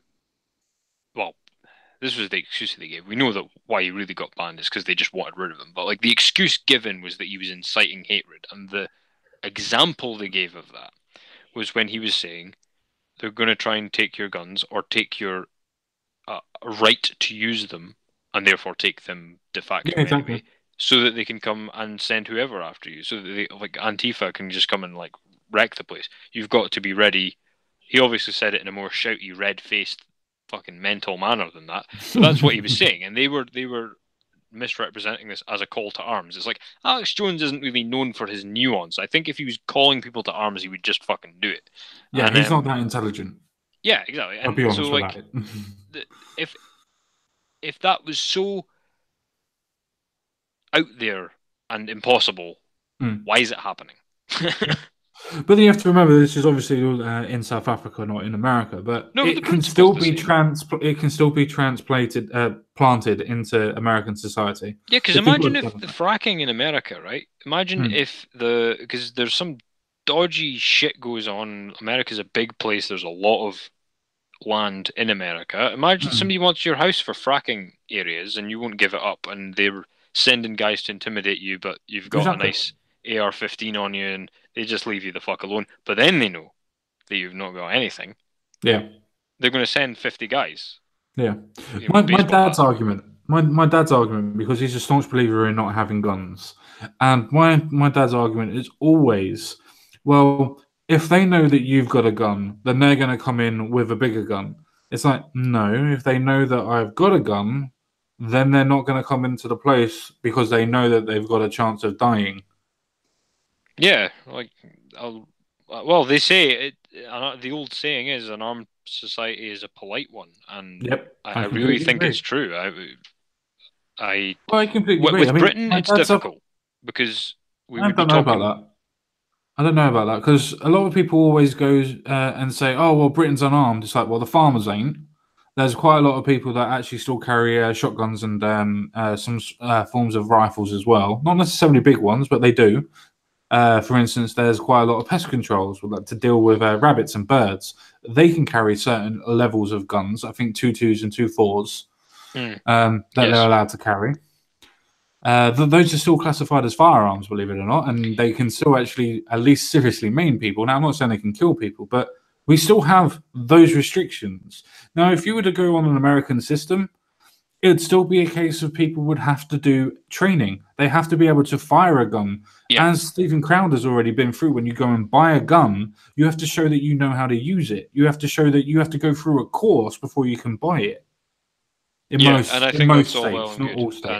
And I think that the problem that people see in Britain when they talk about that is the fact that we would be reintroducing them. You're not talking about a ban in Britain, you're talking about a reintroduction, and that's why people get all kind of flustered about it, because who can predict the future and all that pish. But yeah, all that pish posh. See, that's one of my dad's arguments. I think that, like, when you're talking about Britain, the argument can be had, but you're talking about it from the other end. When you're talking about societies that already have guns, I don't think there's any excuse for disarmament. I really don't. Well, my dad's argument is always a case of, well, if we ban guns, then the criminals won't have guns. And my simple, straightforward answer to that is, but he's a criminal. Why is he going to listen to something if it's already banned? Yeah. And then my dad's argument is, well, if it's not in the country, then it's not going to come in. It's like, Dad, people are getting shot with shotguns in the middle of London during the middle of bloody day. Yeah, pistols, handguns in Manchester as well. Exactly. Handguns, and there's been loads of seizures of old model Makarov air pistols that they got a hold of that can be converted, because they're mechanically almost identical. They can be converted back into firing Makarovs, which is a 9mm cartridge, and you get people. There was a guy busted somewhere in England a couple of years ago. You'll probably remember it. Remember, he was a gunsmith, and he had this whole operation. He was funding all these criminals from his garage. His garage. I've been talking to too many bloody Americans. His garage. out in his. It was a country house, so nobody thought to poke around that much. And he had, he was building rifles for them and everything. I mean, they're out there and they exist. I'm just quickly having a look for something, because I'm sure that I've seen this before. So if you wouldn't mind just carrying on for just literally 2 minutes. Oh yeah, it's just I don't see with your dad's argument. It's just like, well, drugs are illegal and they're everywhere. Driving without a license is illegal. People do it. Driving without insurance is illegal. People do it. The idea that a gun ban does it's a piece of paper. A gun ban is a piece of paper and an agreement. That's all it is. And it doesn't actually do anything to the guns. No, I completely not agree with you. Come on, fucking internet. Stop being a dick. Then again, I can't really complain. My poor little laptop is stressing at this moment in time. Absolutely stressing, but it's getting there. So if I go back to what I want to do and I do this, and hopefully I can go to screen share and I can do that and I can do this. And look, we have a pictured terrifying arsenal of 500 guns seized from Paris Council chairman who hoarded Britain's biggest ever collection of illegal firearms, including a bazooka. What's the date on that? This was found in 2016, or at least the story was. Yep, I think the actual thing I think the actual thing was in 2014. They actually found it all. I just thought it was interesting. Like literally, he's got what is that? That's an M16 or an M18. They've got a scar there. Yeah, he was putting firing pins back in them. He was reconverting them from air rifles. He was building them from scratch. Like the guy knew what he was doing. And building a weapon from scratch is not as difficult as people think it is, by the way. It's difficult in the sense that if you're giving it to a soldier who's going to be repeatedly using it, you don't want some random making them. But if it's for the sake of a gangster who's just only going to use it a couple of times and then throw it away, it's not as difficult as people think. It's not easy enough for me to do it, but look at all those rounds. Yes. Were they not all homemade as well, those rounds? Yeah, I don't disagree. He wasn't a smuggler. I'm sure he was building all this shit. Double barrel shotgun. Sawn off. Oh, look, there he is. Can we see the bazooka? They strengthened the laws because of him, because now Dick.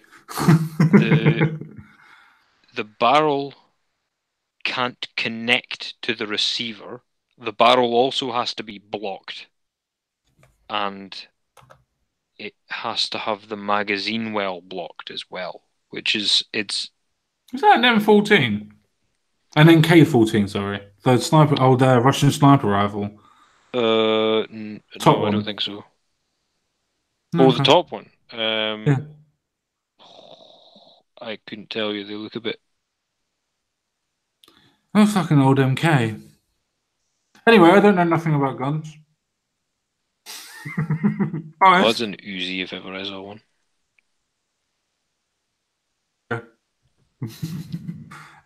Yeah, so I'm sure your dad is more than familiar with this article then. So. Yeah, doesn't have a fucking clue about this article. I was also looking for an article as well that was to do with, I believe it's two in this country. I mean, there's loads in Europe in themselves, but two in this country that have had mosques be invaded and actually have found arsenals, including very similar to this, to be fair. Yeah. Bazooka. I mean, do you think this in South Africa, do you think that they'll actually comply with this law, or do you think this is the pinch point? Do you think this is the point at which the farmers go, you know what, fuck you? Or do you think that this is just now they're going to hand the weapons over and be sitting ducks? I'm not 100% sure, to be fair, because I'm not sure if this is actually passed yet, to be honest with you. A 2017 version of the Draft Firearms Control Act is floating around the halls of the Safety and Security Ministry, and if passed, will make life a lot harder for those wanting to purchase or continue to own a firearm for self-defense, because there is other reasons for owning a firearm. Oh, yeah, that's right. Going to kill all these white people. That's a perfectly legitimate reason. So, Minister, I'm going to fucking butcher this name, so sorry, everybody. Bahiki Selli's office would not confirm or deny, sounds a very politician-y way of answering, the existence of the bill, and instead referred the Citizen, as in the online publication that I'm reading at the moment, to the SAPS, which has not responded. Police portfolio, and I don't know what SAPS is, so if anybody wants to go and do anything, I suppose it's South African policy, something or other, I'm guessing. I don't fucking know. Police portfolio committee chairperson, Francis or Frankos Björkman, said he had not received any formal referral with regard to the bill. The only draft legislation that is before the committee is a private member's bill from Mr. Pieter, that proposes certain technical amendments to the Firearm Amendment Bill. Interesting. So you have an amendment to an amendment bill. That's interesting. Interest groups and gun owners should await the formal publishing of the draft legislation once finalised by the department and cabinet. So, to be honest, I don't think it's a case of it necessarily has passed, but just the idea of it itself is just enough for me to just go, what the fuck's going on? Well, it's the fucking classic communist playbook, isn't it? Mm. You play identity politics using race and class. Well, white farmer. A lot of these guys really wouldn't be upper class or middle class, I guess, but you got them. Mm. Then they own land, like the kulaks did. And what do? Well, you disarm them and just send the public after them. Go, hey, you know what? That guy only has that land because he stole it from your people. Exactly what they did in the Ukraine. Yeah. It's nothing new. We've seen it all before. We're letting it happen, and our fucking Prime Minister was over there on a wee holiday. And it's like the only reason that woman should have been in that country was to tell that dude to his face that he was a tyrant and to back off with this identity politics, communism madness. And what does she do? She does the blooming hand jive in front of all the cameras and makes a complete arse of herself and the country.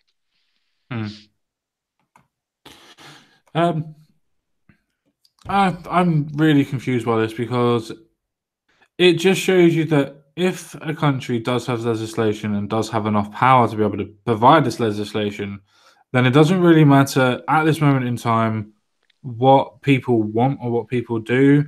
But as a tired old adjective that comes from politicians, they didn't know what they voted for. They didn't know what they wanted. We're here to tell them, help them decide what they wanted. And this is going to be beneficial for them, honest. And it's just the same thing that I keep on seeing everywhere, in almost every country, everywhere, especially in Europe. Europeans going to everybody else in separate countries going, oh, this is what you want. This is democracy. But yet our country voted for, no, that's not democracy.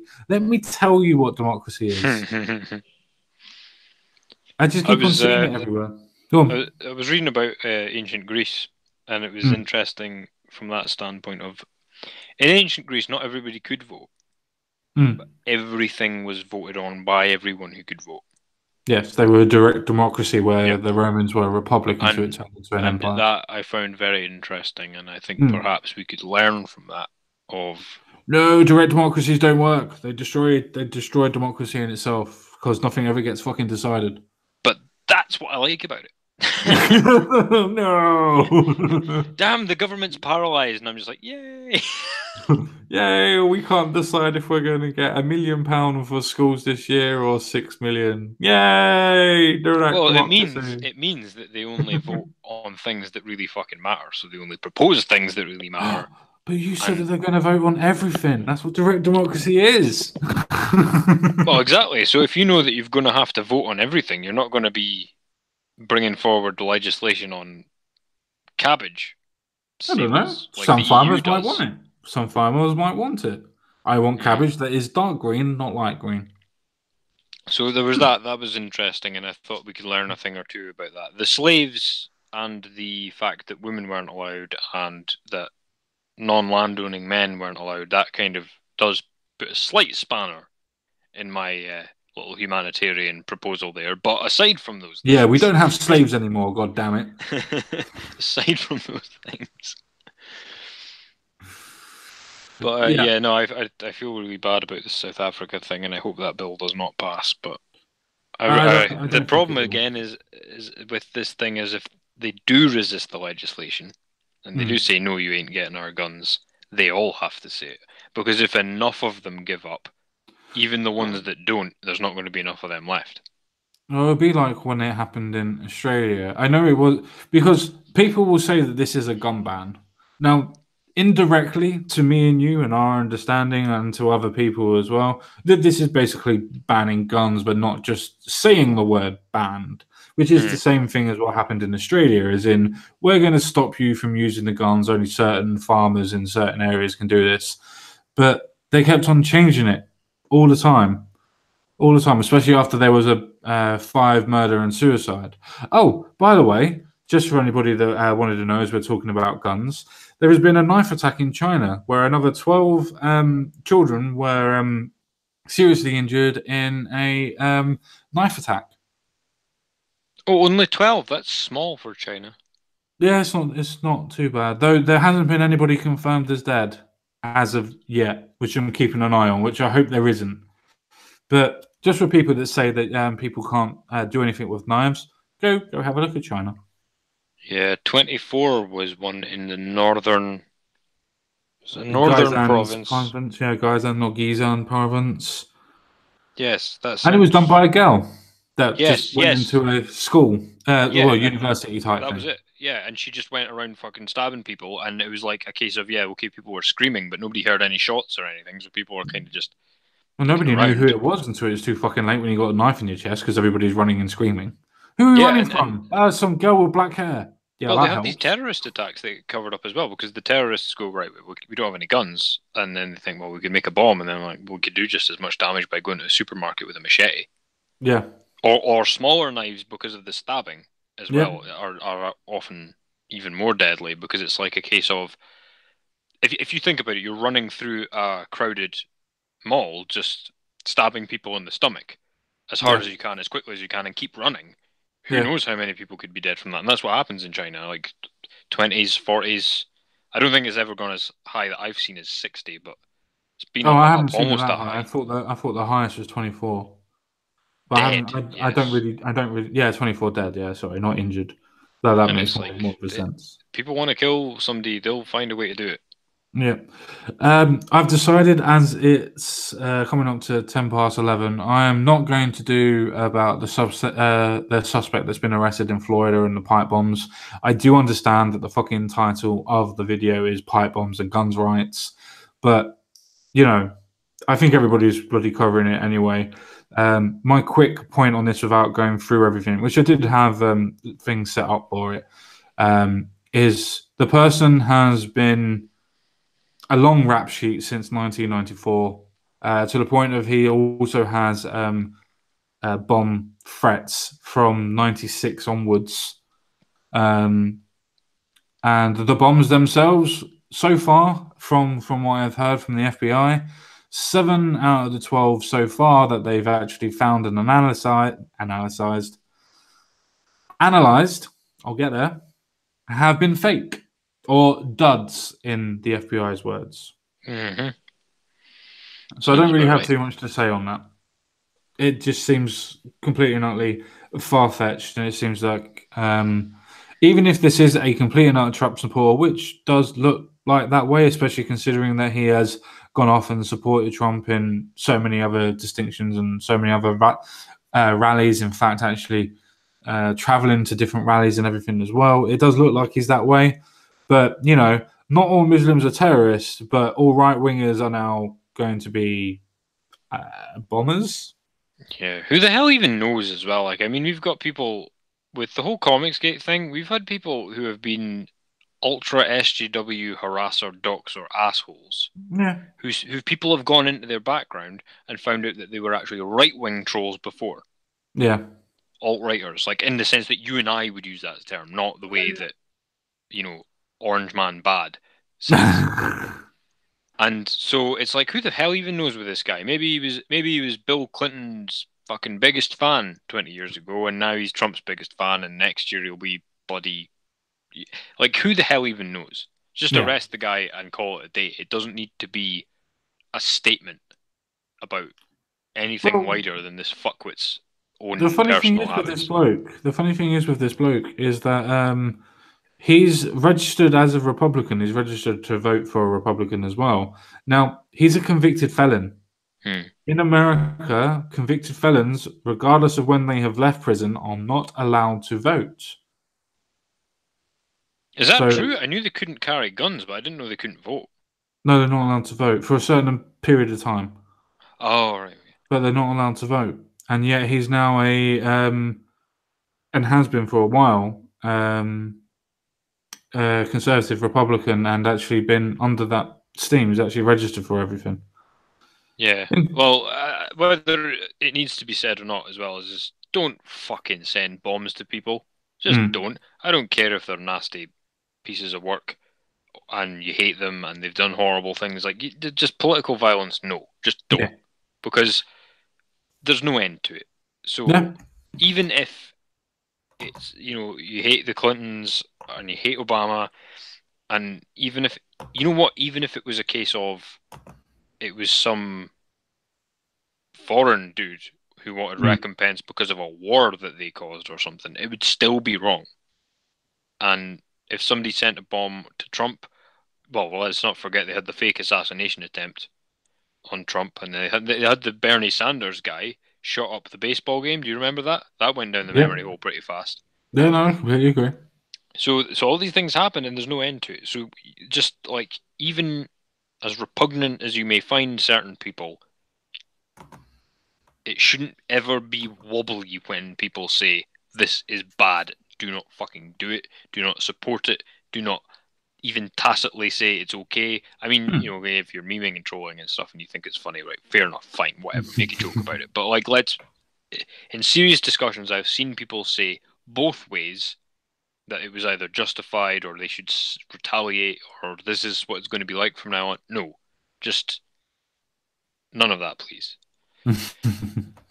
Yeah, no, I completely agree with you. I mean, I find politics, as I've quite rightly said many times before, I find it so insidiously done to identitarian politics now and so polarizing because it's not a case of policy anymore.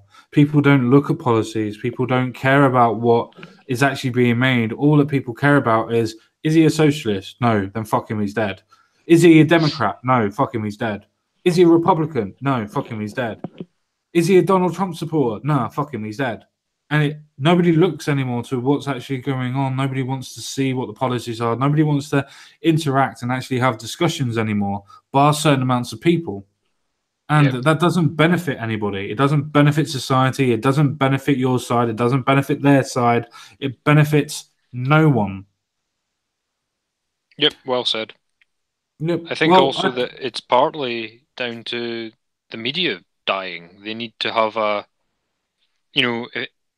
when the wrestling numbers of views were getting down, what would they do? They would start a grudge between two wrestlers. Yeah, of course. Also, the numbers are down on the news, so they're starting grudges between the two parties.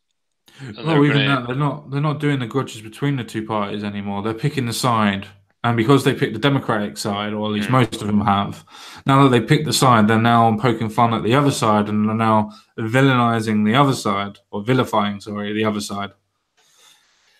That's there's horrendous stuff I've seen done to Trump supporters, and there's horrendous stuff I've seen done to Democrat supporters, and it's just fucking not on.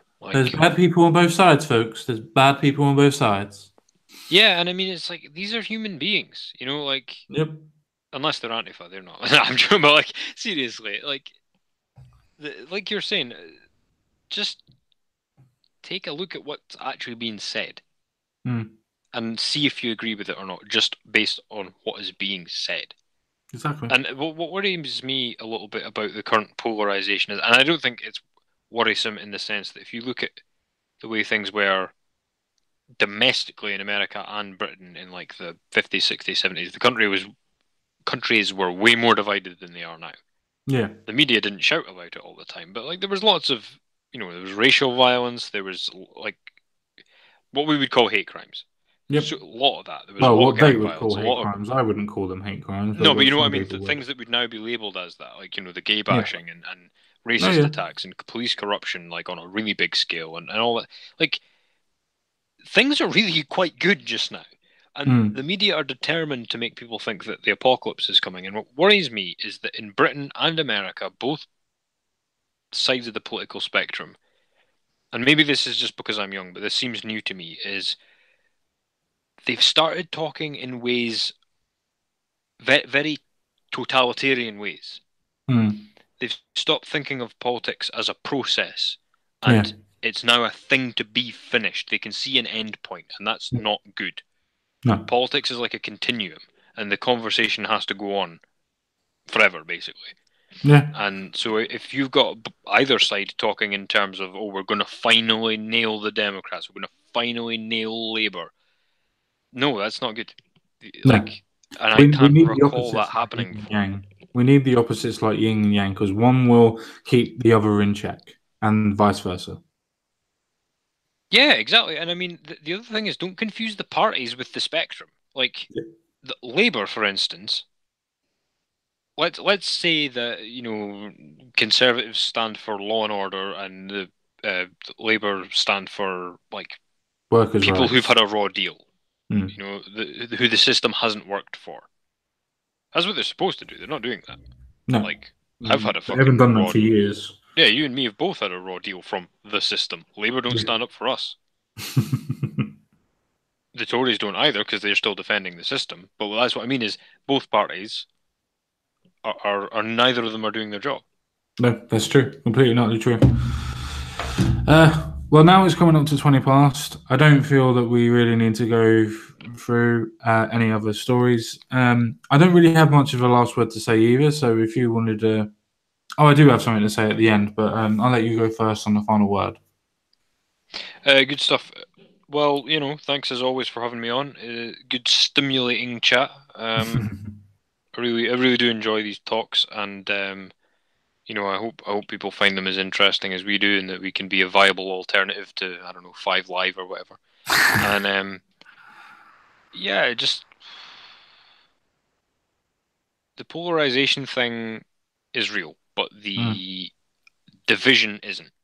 Is my takeaway from all this. And shit things do happen, but we're very lucky to live when and where we live.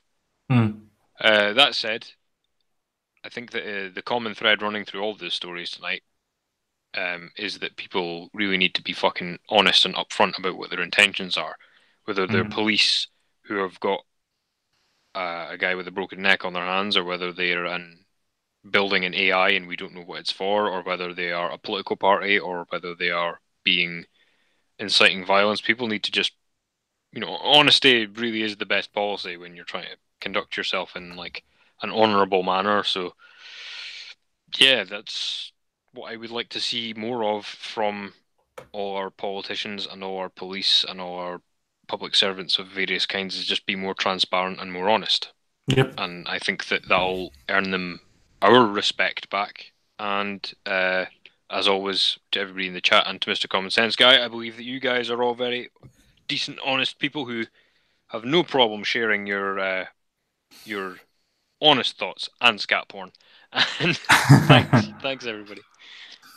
Thank you very much, Mr. Crumplepoint. Thank you very much to the people that are left. I know that it is past 11 o'clock, so I know most of you have gone to Mad Dodgers, which is absolutely fine. Anybody that is left, get yourself over to Mad Dodgers. He is talking about the pipe bomb issue, and the clock guy did it, so go do that.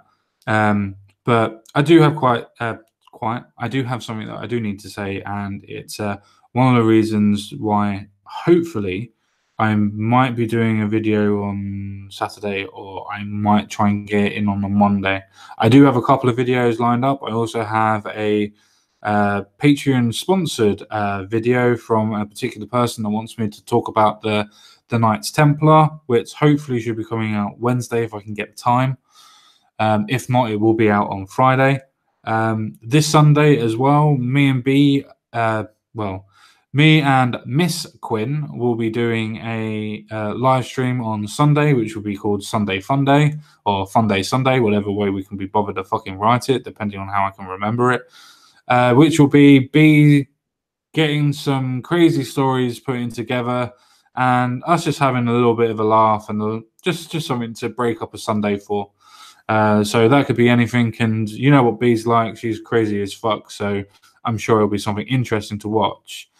One of the reasons why I haven't done an actual video for over 2 weeks is, one, I've been having a lot of problems with pain, but the most important thing is I've been having a slight problem with one of my friends. He's been going through mental health issues at this moment in time. I'm not going to go into detail about it, but my friend has needed me, and fuck you guys, he's more important, is basically.